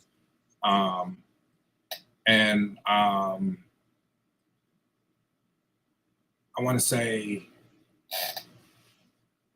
the day of the Sunday's Best auditions, Ten Commandments had a gig at the Mad Chef, and I didn't do it. It was for an HIV awareness event, and I didn't do it. The rest of the band went and did it, and then I feel like Yanni had a gig that night, and then because she had a gig that night, I still, that's sis. So I'm like, you should do this event. You know what I'm saying? And she was like, I don't want to do it. You know what I'm saying? And I pulled up to her house, I called her. I was like, I'm outside. And of course, she kind of was hesitant or whatever. But, I thank God she got in that car, because when she got in that car, it just took it to the, to a whole nother level. Bro, when I tell you, that party was, and I can't even remember what month that was. It might have been January or February. It was the coldest day ever. And Breeze used to work for some company. He had all these towels. And so standing in a line, we wrapped up in these little towels and stuff. We just kept wrapping ourselves up in these little towels. And finally, you know, like she said, you know, vocalists can't stand in that cold like that, you know, because, you know, they got to preserve their voice. So there was, what's his name? Holla Walla. I think he used to be on Heaven 1580. Holla Walla was there. And I seen the video one time. I haven't seen it. It's floating somewhere on the internet. I saw the video one time where he was walking around with the video and he's like, who's going to be the next Sunday's Best? And what's up, number 2? So he's like, who's going to be the next Sunday's Best? And I said, one of them 3. And it was Tia, David, and Yanni. And if I find the video, I'm going to search for it. If I find the video, I'm going to post it because I was like, one of them won't win. And lo and behold, I think Tia didn't get through the first round. David got through the second round. And then Yanni just kept pushing. And I think Camise did an audition that day too. And I think Camise got to the next level as well. But yeah, that's the gist of it. Just being able to push somebody. You know what I'm saying? Like, you don't have to do a whole lot. Somebody just need to push. You know what I'm saying? They need to hear that I can make it, or, you know, like, listen, I believe in you. I think you can win. She is a great artist. She's a great performer. She got great stage presence. All of that. I didn't put that in her. She had that. That's her. You know what I'm saying? I just tapped her on the shoulder and like, hey, I think you should go do this. And then she get a push back. See, I think Johnny, she put something in her book, but nobody really knows, you know, like, and I always said, nobody really knows about that era if you wasn't around in our circle. You know what I'm saying? You didn't know that. So, and I'm glad she got in the car that day. That's all I can say. I'm glad, you know, God led me to go to her and be like, come on. You know what I'm saying? Like, you gonna do this joint. And that was just it. You know, that, like I said, some people just need that push or that tap on the shoulder. You know, sometimes I need to tap on the shoulder. Ain't nobody tapped me on my shoulder yet. But, you know, sometimes you need that tap on your shoulder to push you to the next level. And when you get to the next level, I don't need no kudos. You know what I'm saying? I don't need nobody to say, oh, you did this, you did that, blah, blah, blah. And I read the comments that people are saying or whatever. And I'm like, she was Yanni before Yana Crawley on Sunday's Best. You know what I'm saying? She always was a performer. So, you know, and anybody that know her, you know, I mean, there was a time that when I used to live in Capitol Heights that I had a cookout or something, and she was out there singing a Kimberell song on my porch. Bro, when I tell you I was in tears, like, I was just like, Joe, stop. Like, she blazed that joint. You know? Like, she's a very great artist. And so I saw something where people put on my page where, like, you know, even though people know Yanni, they was like, her name is out there more because of you. And I'm like, no, but I don't want the credit. You know what I'm saying? Like, I'm very humble, bro. Like, I don't want no credit for nothing. Like, I'm at peace. I know that I saw her make it and I was happy for her, and that was enough for her. Like, you won. You know, if she won, I won. You know what I'm saying? And I can't sing. But I felt like I won with her, you know what I'm saying? And I, you know, pushing people to vote for her, and you know, every step of the way, bro. And she and to see she just did Angie Stone funeral, right? Blazed that joint. So like she's hot, bro. She's hot. That's sis for life. And I'm forever grateful that she got in that car and she allowed me to drive her to Sunday's Best. So yeah, that's the story. I'm gonna drink this little water a little bit. Drink that little water, y'all. Get y'all some clearly Canadian water. Sure. What's the tariffs gonna be on that Canadian water in like 2-3 weeks? I'm not drinking it after that. I got this before that. True. True. Man, this has been a great discussion, a great conversation. Yeah. So what are some of the things that's coming around the corner? What's some things in the future for Out of the Box? Probably getting ready to work on another CD for sure. I had writer's block for a long time, bro. Like ever since JP passed away, rest in peace, JP. When he passed away, bro, it just him and Terrell. When both of them passed away, it just shattered me, bro. And I didn't know that I'll be able to still move and go on. You know what I'm saying? And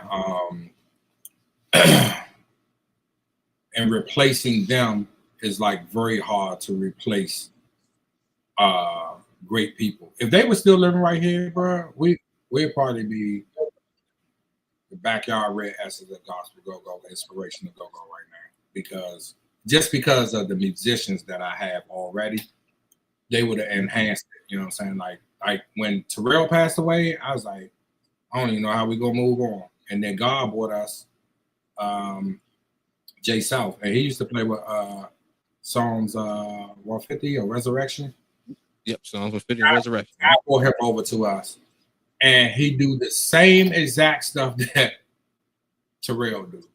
Synth bass, vocoder, bass, right? Like everybody in Out the Box has a say in it. So this is the difference from like bands that I've seen and bands that I came up with and bands that I played in and stuff. There's a big difference when you got that family. So we friends outside of the band, right? We go to each other events, the kids and all that stuff. We do all that stuff together. So, and that's what make the connection so much stronger. You know what I mean? And so I just had to tell that story right quick because you know, I think Terrell death hit me harder, and JP was my best friend. But I think Terrell death hit me harder because it, you know, there's a lot of personal stuff behind that, you know, as far as like I was there. So it's just, you know, and I don't want to tell that side, but you know, it was some things that, you know, that really, I cried like a baby for a long time, bro. And at this time I wasn't working, I was in school, and my house was quiet. You know what I'm saying? My house was quiet, like so quiet that I had to get out, and I was going to the library at Clinton every day, or I go me Dre into Churchill, where I hang out or whatever. And it was crazy, bro. That thing, it tore me up, and I didn't know. And then we had a show out, I want to say Leonardtown. Some show Mickey got us on out Leonardtown right after this man passed away. And when I tell you, man, I cried the entire show, bro. I couldn't even do it. And then just a year later, JP passed away, and it was just like, ugh. So at this time, and the crazy part is, Terrell passed away after we finished Push single. Mm-hmm. JP passed away after we finished A Flat single. And I told the band, we ain't doing no more singles. We doing the whole album. So that's when we dropped that We Out the Box Volume 2. Mm-hmm. Yeah, we dropped that We Out the Box Volume 2 when they did that No Limit staging, and Mickey and them recorded in there too. But it was supposed to be a video, and I told the engineer, I was like, I need a CD off that, and you know, like I feel like Push and A Flat was the commercial songs for us, right?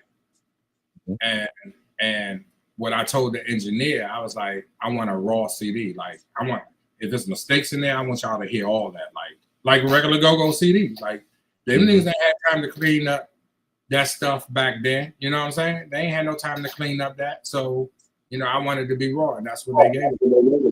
And went in and fixed up maybe 2 things on that CD. And then I had John do something on Let Love Rule. I had him do something on that on that song. And that was it, bro. That was it. We was just like, we played that joint so much, bro. We don't even play that joint no more. And when Mickey brother passed away, they played it at his funeral. And I was like, oh my God, like, what band is this? When you sit around listening to your band and you're like, who is this? Yeah, it was crazy, bro. So stuff coming up, of course, you know, each and every first Sunday, Shabbat. This Sunday coming up, y'all need to come out, man, and have fun with us. Come party with us. It's gonna be a blast. Like, we celebrating my man Brian Victoria's birthday, and we celebrating Mickey's birthday. Oh yeah. Oh, you a beast, boy. You gonna put the flyers in? My man Ty, you a bad. We gotta promote. We gotta promote. I see you, bro. We got DJ Tequila on the ones and twos. My favorite DJ with the triple A's. They got Mark Collins hosting. You got Mickey birthday. And we celebrating all the birthdays of April. So y'all come on out, man. It's a fun family event. Cover charge is $10, right? I'm telling y'all, come on out, man. We be having a blast. They got good food. The energy is good. It don't be no nonsense. People. Let me tell you this right quick, Ty. One day we played. I think it was the month that it was supposed to snow that Sunday, but it didn't snow till later on that Sunday. Mm-hmm. And when we first got in there, it might have been like 20 people. And then Mickey, Farley stupid, y'all. He gonna say, do they got bottle service? Yeah, baby bottle service, boy. But Mickey band couldn't do it because a couple of his folks were supposed to be the snowplow folks. So they was getting ready for the snow. So we ended up doing 2 sets. By the time we was getting ready to play, bro, that place got packed out. Let me tell you something. I'm standing on the stage and it's a dude sitting at the bar, like halfway looking like this and halfway looking at the band. And the entire time I watched them. And I'm looking, and he's not nobody that comes support Gospel Go or nothing. He's just a regular patron in there. Bro, when I tell you he was looking, this is the face he had. It was, and I'm reading his face. He looking like, how in the world did y'all get gospel inside this establishment? That's the face that he had. And then when we prayed at the end, how in the world are y'all praying in this type of establishment? I said that, and them the type of people we want to reach, bro. Because when I saw his face, I was like, yeah, them the people that need to be touched, and those people need to know that we out here working. And so from there, you know, we just keep it going, bro. Like this gonna be ongoing. Like, listen, we got, and I'm still humble, bro. When we did the Capital City Go-Go joint, same people to see all our stuff reached out to me and asked me, can we do the Redskin joint, Commanders? So we the Commanders, bro. So y'all look forward to that this year. We're gonna do that Commanders joint this year, definitely. God opening up doors, bro, and I'm talking about. I don't take every gig. I don't jump on every thing that people throw our way just because of the mission and the vision that we go. You know, the way we go on. Like a lot of, and I know when I came back to Gospel Go-Go, one, I think it was Brock King. He was telling me, it was Brock King. He said, T-Brack said, a lot of churches don't want Gospel Go-Go no more. I was like, what? And then from there, I was like, when COVID hit, I was like, I don't even want to do Gospel Go-Go no more. I wanted to go back to the gospel inspiration. Not gospel, gospel, neo soul jazz type stuff. But then when COVID hit, God gave me another vision, bro. And he was like inspirational. And so we are the pioneers for inspirational go-go. OutDaBox is the pioneers for inspirational go-go. So when he gave that to me, Ty, he said, I ain't trying to get y'all. God said it to me like he was sitting right here. I ain't trying to get y'all to bring nobody to church. I need y'all to get the people to have faith in me again. I need you to encourage people again. I need you to inspire people. So that's what we've been doing, bro. When he gave me that, I was like, oh, that's the route right there, because it fits well with OutDaBox. We're going outside of the four walls of the church and going out and do ministry. And so if you want to put us in your club, I'm going to sit there and talk to you and tell you, we don't want you to stop your bar. We don't want you to do none of that. We're not bringing no church service to you. We're bringing a experience to you. And all we doing is planting seeds. When they come back, Ty, we watering the seeds. Each time they come back, they bringing somebody else with them. We watering the seeds. And I'm talking about, I ain't talking about like the church. You know what I'm saying? I ain't talking about the Christians or whatever. I'm talking about people coming in there. And they like, I like what you're doing. I did a testimony at one of the shows, and you know, some people from C Pleasant was in there, and they was like, with Savoy, they was telling them, man, we like what y'all got going on. We coming back. I'm talking about, and people be fried in that joint. We don't care about that, bro. It's not my job to get you unfried. Like, God gonna do the work. Y'all coming. All y'all doing is coming. And the more y'all come in there, the more we're gonna keep watering. You know what I'm saying? Now when we leave out, we put our fists up in the air and we say, keep us safe, dear Lord, until we meet again. You know what I'm saying? Because some people just, some people, that's the only church some people gonna see. So if that's their church, we're gonna come back and be your pastor. we ain't taking, I ain't got no offer for you. I ain't got no offer for you today. and we're not gonna close the doors. We're not gonna make no. Nah, we ain't doing it. And then we trying to get it to the point where like regular bands, you know, they get paid to, you know, and it ain't about the payday really, but you know, we are artists, so you ain't gonna have Kurt Franklin coming in and not pay them. You know what I'm saying? So we trying to get it to the point now where it's open, it's free, where we ain't got to charge nothing. You know what I'm saying? Like at some point we want it there where y'all see what we bringing in there, and y'all see that other people. I'm talking about Tybee people staying that be saying that we don't want to we just coming to eat, but they want to stay. So they end up staying and seeing what's going on, and then they back the next time. I was telling my folks today, I said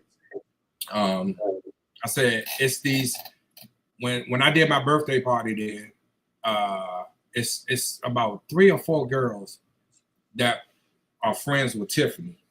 They come to every event, bro. Every event. They did every time. And Tiffany not even there every event. Tiffany did 2 events with me there, and she not there every event. But I was telling Tiffany, I said, your crowd is our crowd is your crowd now. So, and they love Tiffany, bro. Like, have you ever seen her? I'm gonna bring her back soon. But bro, her ministry is like that the R&B, gospel, jazz, neo soul, and you know, however people would like to twist up and make it look like because you're doing a different genre of gospel, right?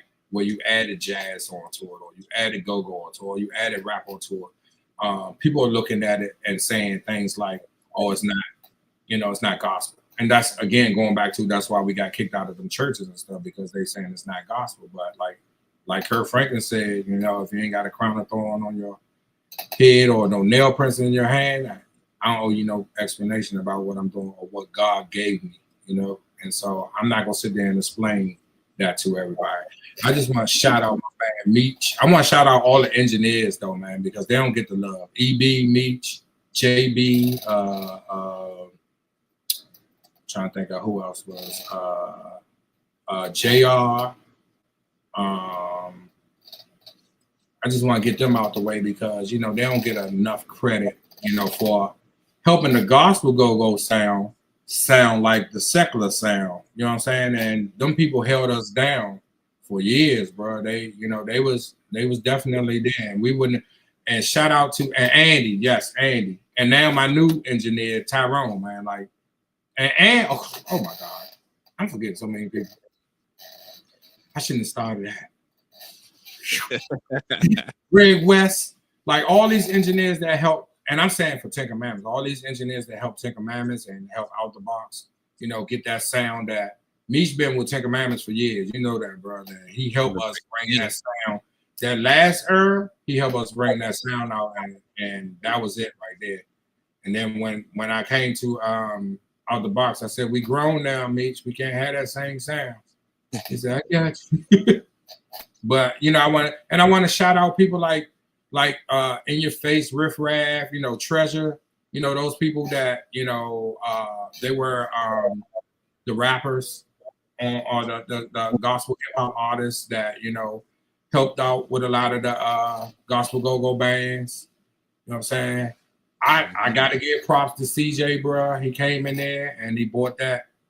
I feel like he bought that sound system, bro. That was it. Like that took gospel go-go to a whole other level, bro. Like, and like I said, I shout out people like that because you'll hear certain things about them, but you don't see them get as much, like you say, your flowers as much. I shout out Wayne, because that's my nephew, right? And he don't get them kudos like he's supposed to on that bounce beat, but he brought that bounce beat to gospel go-go for real. Like he was mean with it. And so, but I shout out all the bands, bro. Like every band there was, bro, and every band there is that's still pushing gospel go-go right now. And I'm gonna shout them all out because without the movement still going, without you, and honestly, without DK and you keeping this thing going before when all the bands fell off, y'all guys were still pushing it. You know what I'm saying? And I ain't saying fall off, when all the bands moved on or had families and all that stuff, moved on to other things. You guys kept this, and you ain't getting your kudos like you supposed to, bro. So I'm giving you your flowers today too, bro, because you deserve. And this platform that you have right here, this is right here is going to help push this gospel go-go out even more, bro. The history and what everybody thought was the mystery. I'm gonna write that. Like that. Yeah, write that down. There you go. Yeah. Somebody put that in the chat so we can have a reminder. Yeah, bro. It's so much more. It's so much more like that I have to talk about gospel go-go, but you can't do it in a little bit of time, bro. It's just you gotta continue to see how gospel go-go is evolving, where it came from, and it's just a blessing that God allow us to still do it. And the people that's older, like me, like myself, I'll be 25 this year, and so thank you, God. This face blown up. Yeah, I'll be 25 this year. So when my birthday come, okay. Nah, I'll be 50 this year. Though I'm proud of my age. I'll be 50 this year, but to still be able to do what I'm doing and doing it on a different level. And then I feel like this band right here it picked up from the end of that band, that last era of Ten Commandments. And I think this band right here is just like it's a lot of stuff coming up, Ty. I don't want to say a whole bunch of stuff that's coming up that, but it's gonna take us to another level. And know that I don't mind doing it, but and shout out to my homegirl, Judy, man, Aisha Brave Boy, chief of staff, man. She put us on a lot of those open joints, them outside events, for the streets, the piece, our streets, our future, Okay. And a lot of people had an opportunity to hear us from those things, and I grabbed a lot of bands to put on there as well. But it's stuff like that those doors open up for us, that those are the ones that I really want to open up for us, because those are the ones that definitely keep you humble, and it also not only get the music out there, but get to see God through you. You know what I'm saying? And again, we might be the only God that these people see, or the only church that people see, and we got to be on point with what we're doing. We can't be out here wilding out, and then people looking at us saying, "Oh, y'all preaching God." It'll be like what we was doing back in the days. And if you ain't grown from back in the days, if you ain't grown from that, then you ain't grown. You need to check yourself. And I'm that type of person that God has set some things down. He ain't even gotta tell me set certain things. Like, go ahead and set that down. Because you ain't doing what you're supposed to do. You know what I'm saying? Like, stay focused, man, because look where we at right now in this world. Look at all the stuff that's happening in the world right now. And all we got to stand on is God and that word and prayer. And some people don't have that. You know what I'm saying? And some people, that's our job to keep planting that. And what the inspiration came from, the inspiration of Go-Go came from was to keep planting them seeds in people to let them know that God is still real and God got our back. And, you know, Jesus died for all of this. You know what I'm saying? So, you know, I say this to my folks all the time, like you look, sometimes you look at that cross and we put Jesus right back on the cross because of all the stuff we do and all the stuff that that's like really not of God, or you know, we're not walking the walk and talking the talk. And then we get preached to on Sundays, but we never take the word to the people that need to hear. We hold that in case we have a problem in our life, you know what I'm saying? And then we go back to the word, or we go back to the prayer. And a lot of Christians can't even pray for themselves. That's why they ask other Christians to pray for themselves. I pray for them. You know what I'm saying? Like, you're supposed to be a Christian. You're supposed to know God, right? You're supposed to have faith. So you're supposed to be able to tap into God yourself. I said it to my folks too. And no shade on no religion, but I'm not going to tell another man my sins as if I can't tell God my sins myself. You're going to get I'm going to tell you what I did just so you can take it to God. Man, I'm taking it to God myself. I don't need no middleman.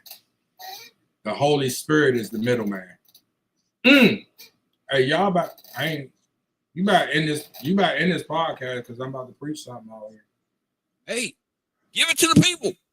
Let them have it. Listen, they call me Pastor Cavassier. I told you he a comedian.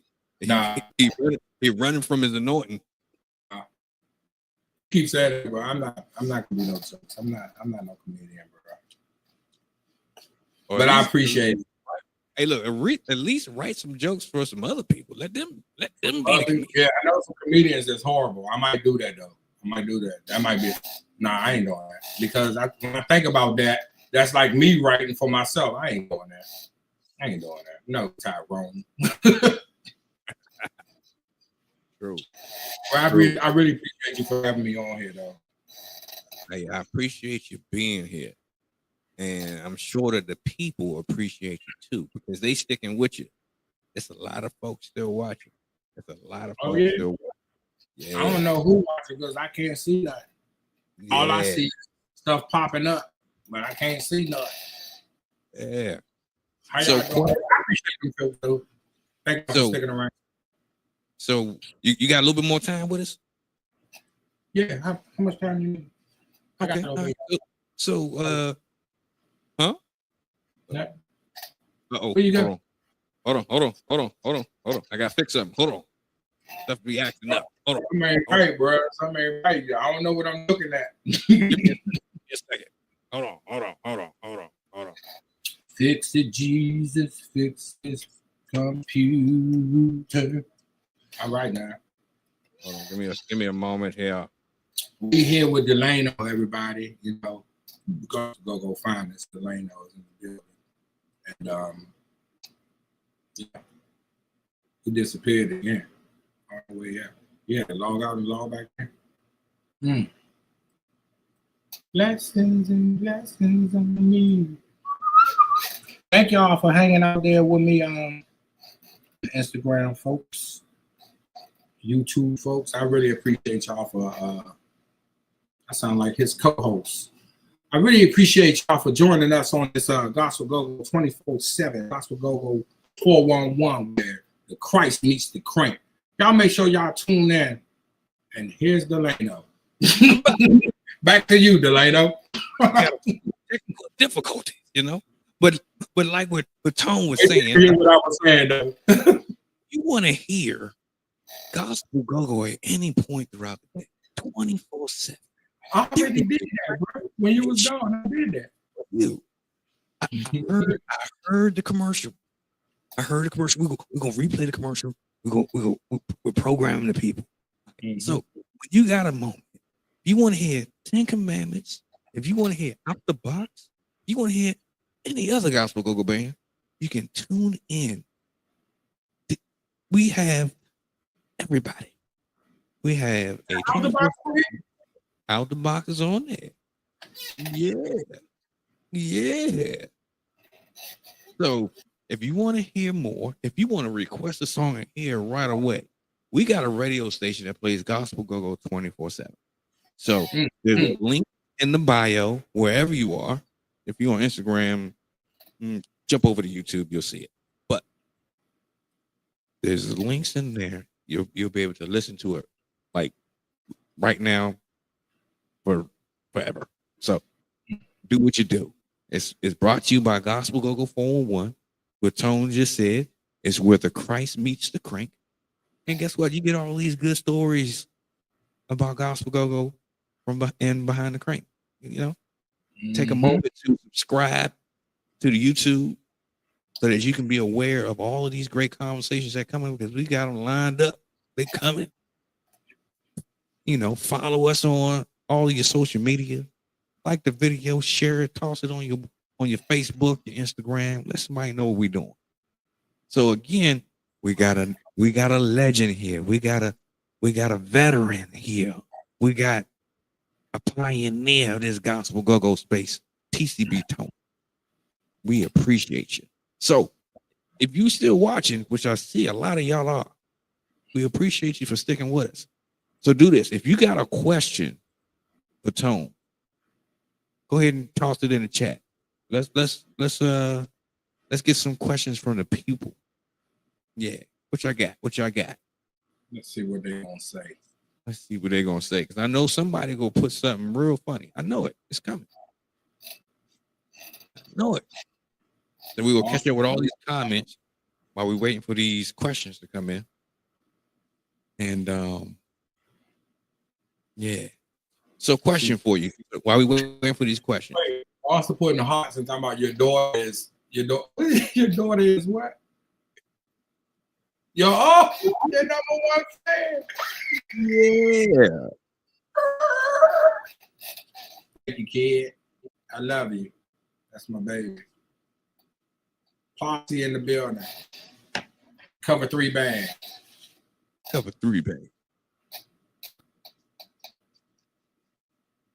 Somebody asked the question, or they just posing emojis? They just posting right now.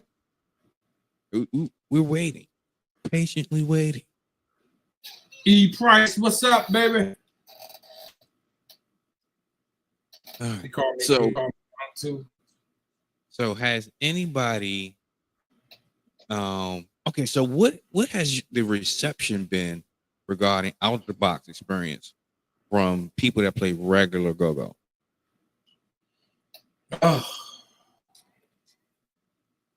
So we did a couple of shows with Serious Vibe,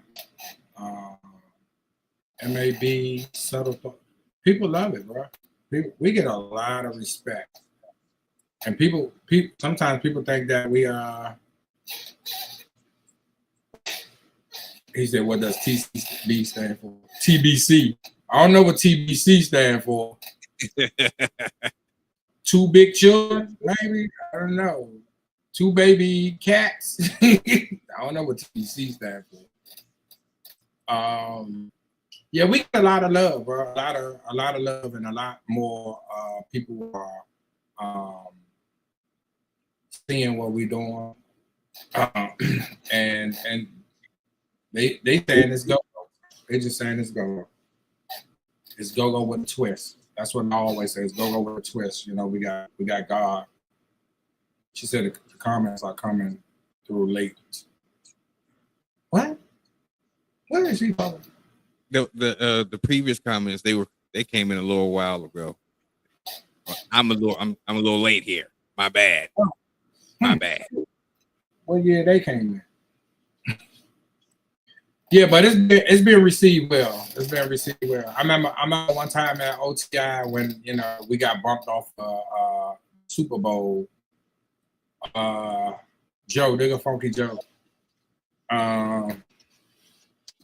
we got bumped off the Super Bowl joint for OTI, and I remember it was Serious Vibe on there. They put Serious Vibe on there, and they know we know Scooby and Dirt, so OutDaBox end up opening for them. So you ain't stop no show. You know what I'm saying? Like, you know, God get the glory out of everything, bro. So, you know, when people, I told you, when them doors open, it be doors that no man can open for us. It be totally different. And so those doors that I can see that men are opening, and people want us to come in and do stuff so that it can glorify your thing or whatever.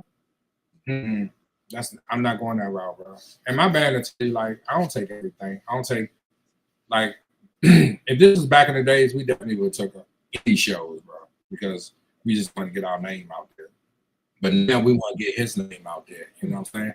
So it's totally different, and it's not even about us. Like I said, we're a family. You know what I'm saying, and you know, everybody in the band understand where we are when it comes to ministry, and we don't just do ministry with the music. You know, like anybody that know me know my passion is for the homeless. So I'm always doing things for the homeless. You know what I'm saying? I'm always making sure, especially like the colder months and stuff, make sure they straight.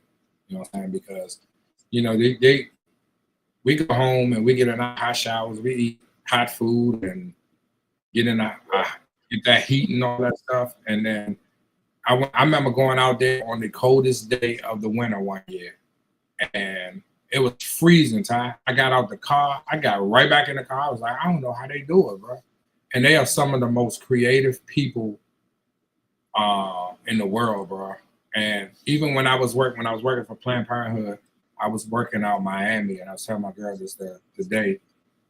I was working out in Miami, and I saw a couple of homeless people in Miami from here. And I was like, how y'all get out here? And they like, and it made so much more sense because Miami doesn't, in DC, we deal with all the seasons. Miami don't hit all the seasons. So, and they ain't got to lug all that stuff around with them every day. You know what I'm saying? So, of course, Miami get the hurricanes, but it rained for 2 minutes and then it get hot. You know what I'm saying? And then, so for them to not have to lug all that stuff around, you know, they good. They got a bike because that's their way they travel, and then they do their panhandling or whatever they want to do. So, you know, and my love, you know, I was telling her this morning, I was like, my love is for the homeless people. I remember a time when we were younger and we was beating up homeless people.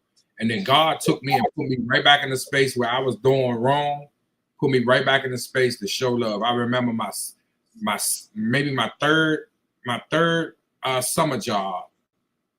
I saw a homeless man eating out the trash can, and I was I used to work at Paramount Baptist Church. I saw a homeless man eating out the trash can. I went down to Eastover, cashed my check, and gave him the whole check. That's the type of person that I am, bro. Like, and I don't want no kudos or nothing. I just like, we here to do things for other people, and I feel like I'm doing what I'm supposed to do. You know, what God would have me to do. And it's always been, even when I was in the streets, same thing. It was always, you know, helping others out, looking out for the people that didn't have. You know, I'm taking up for the people who can't fight for themselves. You know what I'm saying? Like, that's me. And still to this day, that's the same person that I am. And everybody, and I always say, anybody that knows me, that's me. You know what I'm saying? I love shoes, bro. I love hats, I love clothes, I love this and that, but I give a lot of that stuff away because at the end of the day, look at all the people that's losing their jobs right now. You know what I'm saying? Like, these people, what they gonna do? Look at all the homeless encampments. I'm sitting here like, where y'all putting them at? If y'all taking all their stuff away, where they going? You got to have some place for them to go, man. Or otherwise, crime is gonna be way higher than what it is now.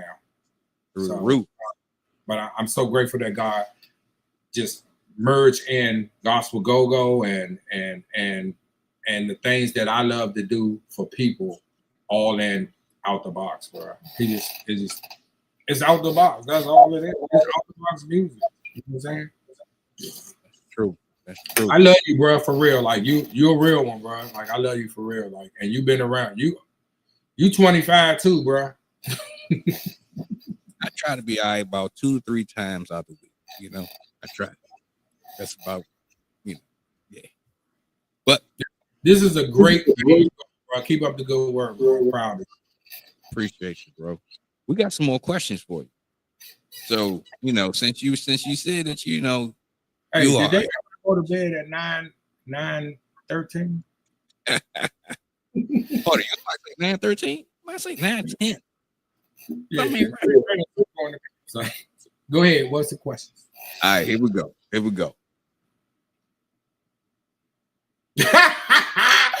Ah, he's stupid. He's stupid. Why you wear shorts in the wintertime, though? Y'all know he don't. If you know Tony, you know that he never wears a coat, and you probably would catch him with some shorts on in the wintertime. Yeah. Delano just answered that for you, Mickey. That's nah. It's just something that I just used to do. I don't get cold. Like my legs not cold in the winter. My top get cold, but I'm not cold on my legs. So it's just something that I used to do. I'd be out shoveling snow with shorts on. Like it don't matter. And then sometimes I think about like how the homeless people live, right? Like how sometimes I put myself in that space. So like the last time we did something for the homeless, the beginning of this year, I put myself in their shoes, right? I wanted to feel them. And the homeless guy was like, man, I had on the whole shooter's outfit, right? And by the way, can I just do this right quick? Shout out to Hobo, man, Chicken and Bird from back in the days that looked out for us so much, man. Shout out to Shooter Rock over at Shooters. Shout out to Montu with the Love and DC Go-Go. Kenny Westray over We Are One. The museum. There's so many people, man. My man Woody Woods, looked out for us on Madness stuff all the time. Like, just want to shout them people out. But anyway, because you got to give kudos. If you think that people don't see you on the gospel side, they do, bro. Like we get Woody Woods CDs and all that stuff. People see you, they know what you're doing. Marcus the Mailman, you know what I'm saying? Marcus Mailman. He played our stuff so much on his. He do this morning joint when he's driving. He'll play our stuff. Easy Street Man always look out. DJ Soul, you know what I'm saying? Cheryl Jackson. Like I said, back in the days, Heaven 1580, like back in the Eric Kellum days and all that. Man, a lot of people showed us love, bro, and I'm grateful. And I'm grateful for people like Submission and Exodus, POC, bro. I'm grateful for the CRBs, ABC, the Mission, even Kurt and his 100 bands. Kurt had a million man march bands, bro. But and currently BOE and True Worshipers and Sister Worship and Cover 3 band and what's Mike band name? Used to play with you, Mickey. You know the band, Christ Style.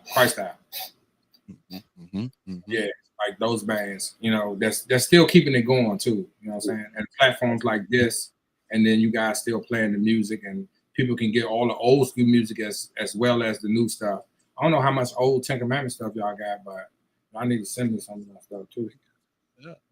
But if you got some more, let's do it. Let's put it in there. I got a joint where Super Dave was kicking drums on. We was out People's Community Church in Silver Spring, and my drummer wasn't there. And rest in peace to my man 45 from the Complex days, the Complex days when Joe, Diesel, rest in peace, 45, 411, Sherman, rest in peace, Maestro. Maestro was trying so hard to be in Ten Commandments when we but Maestro had NWO too. So shout out to NWO, the original. We the original TCB, but shout out to Bo and Polo TCB. All the bands that like Junkyard and Red Essence, they my favorites. Shout out to Ultimate Groove. But I love these. I love go-go. So if I give up, it's because I ain't got no limbs or no lips. True. All right, so we got another question. You ready? Oh, let me answer this. TCB stand for Ten Commandments Band. So that's where that came from. And I have no idea who gave me that name, but it just stuck with me and I kept it. True. And shout out to my man Tony T, because Tony T had his name TCB Tony too. And then me and him had a talk one day and he moved over to Tony T and he kept the legendary TCB. I appreciate you, homie. Good people like that. I remember when that conversation went down on Facebook. Yes. That was an interesting conversation. Yeah. All right. People's though, man. 100%. So another question. Ready for the next one? Yeah. Oh yeah. Hey Logan. Yes, sir. Come and holler at me. He ain't playing no trumpet though. Here we go. Look at my pastor. My pastor on there. He said that's real. Tony has a real heart for the least of these. Yes, that's my pastor, Leroy Clay III. Yes, sir. What's the name of the church? Divine Love Baptist Church, Sheriff Road, right there, y'all. Y'all come through. We ain't doing nothing crazy. That's what we do over there. Yeah. Yeah. What's the other question, Ty? Because I think that's it, my guy. That's all. I think that's all she wrote. Y'all ain't had no off the wall question. I appreciate y'all for that. I really appreciate y'all. And I appreciate them for hanging out, man, because people ain't gotta hang out with you. People ain't gotta love you. People ain't gotta like you. People ain't gotta play your music. You know what I'm saying? And for everybody that bought CDs and thumb drives and all that, you know, all our fans and friends, we appreciate y'all. Make sure y'all come out to shop about this Sunday, man. We're gonna party. It's gonna be a party. We got some stuff. Make sure y'all there with the OutDaBox experience, DJ Tequila. I think it's somebody gonna be there that's gonna do a little something to surprise y'all. My man Mark Hall is hosting. So y'all come on through, man. 4 to 8 each and every first Sunday. Hey, I'm gonna be in the building 100%. So again, what time should people pull up? You might want to pull up about 30. Honestly. About 30. 30. Get you some good food. Some church. Monster put me onto something that last time. Mm-hmm. Like a pasta joint, like a shrimp and salmon, man. I've been getting the fish and the deviled eggs. She put me on. Look at her talking about the food is good, by the way. Yeah, that pasta joint was bang. I think I'm gonna get that this time. And just wanted to say it's an honor and pleasure to be a part of something special. My man, some boy. Appreciate you, bro. I made this dude feel so uncomfortable, Ty. You know, when you already build a family, right? Mm-hmm. When new people come in, you got to make them feel uncomfortable, so they won't be comfortable in your situation, right? And when he stepped up to the next level, I called him. I said, "Bro," I said, "Did you feel uncomfortable?" He was like, "Yeah, I did." I said, "Did that on purpose, bro. Welcome to OutDaBox." He survived that joint, so he official. And these members that I got here, when I tell you I love them, bro, like brothers, and my sister, like Mika don't play about me, bro. She be on me. So I appreciate people like that, like, and it's a real family. Yeah. He said, if you want a table, Mickey said, if you want a table, get there early. Why you still in the posse of Christ? Step your cover 3 name up, brother. Bro. Well, I'm sleepy. I'm sleepy too, bro. So I'm gonna do this. I'm gonna do this, and then y'all can do this. All right. Yo, you need some WD-40 on whatever that chair is. Oh, you hear that? Bruh. That joint loud as a mug. Been with me for about 20 years, bro. Don't do that. That's why I make that noise. True. Is that true?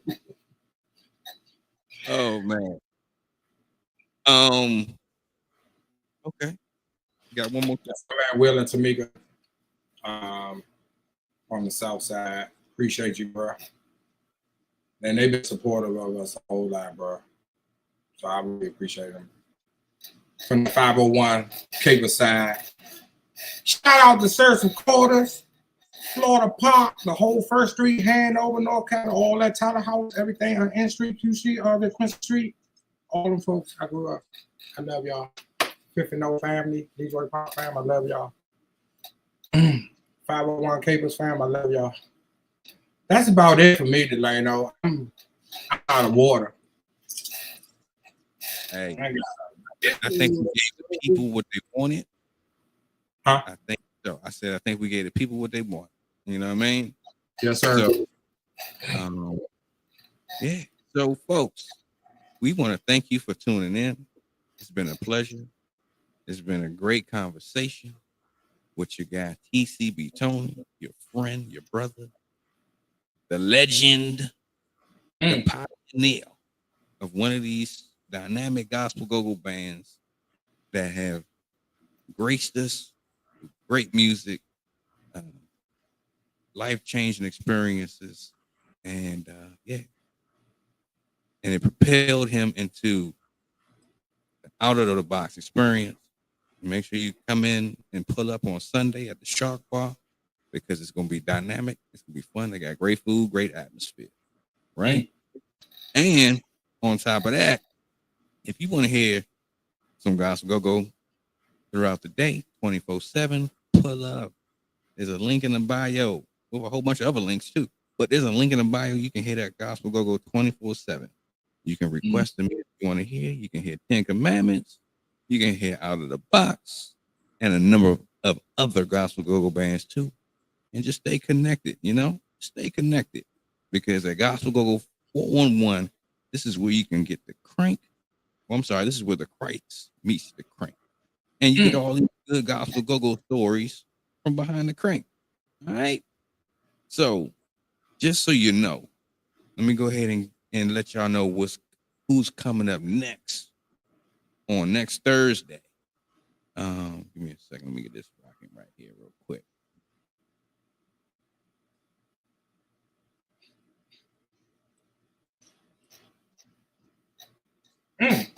Mickey. No. Hold on. So that's this Sunday, but hold on. There we go. So we got Pastor Martell Artist, otherwise known as Mark, of the good True Worshipers Band and Ministry. He's going to give his stories behind the crank on Thursday, April the 10th at 7 p.m. Y'all know how to catch it. YouTube, Facebook, Instagram, we everywhere. So we look forward to these stories as we continue on, and trust me, we got a lot more lined up. Remember, we're doing them Thursdays. We might have a special Tuesday or whatever, it all depends. But we'll let you know what the schedule is and what's coming next. So we appreciate y'all for sticking with us. We had a great time, and we'll be right back at you next Thursday. On that note, I'll let y'all next time.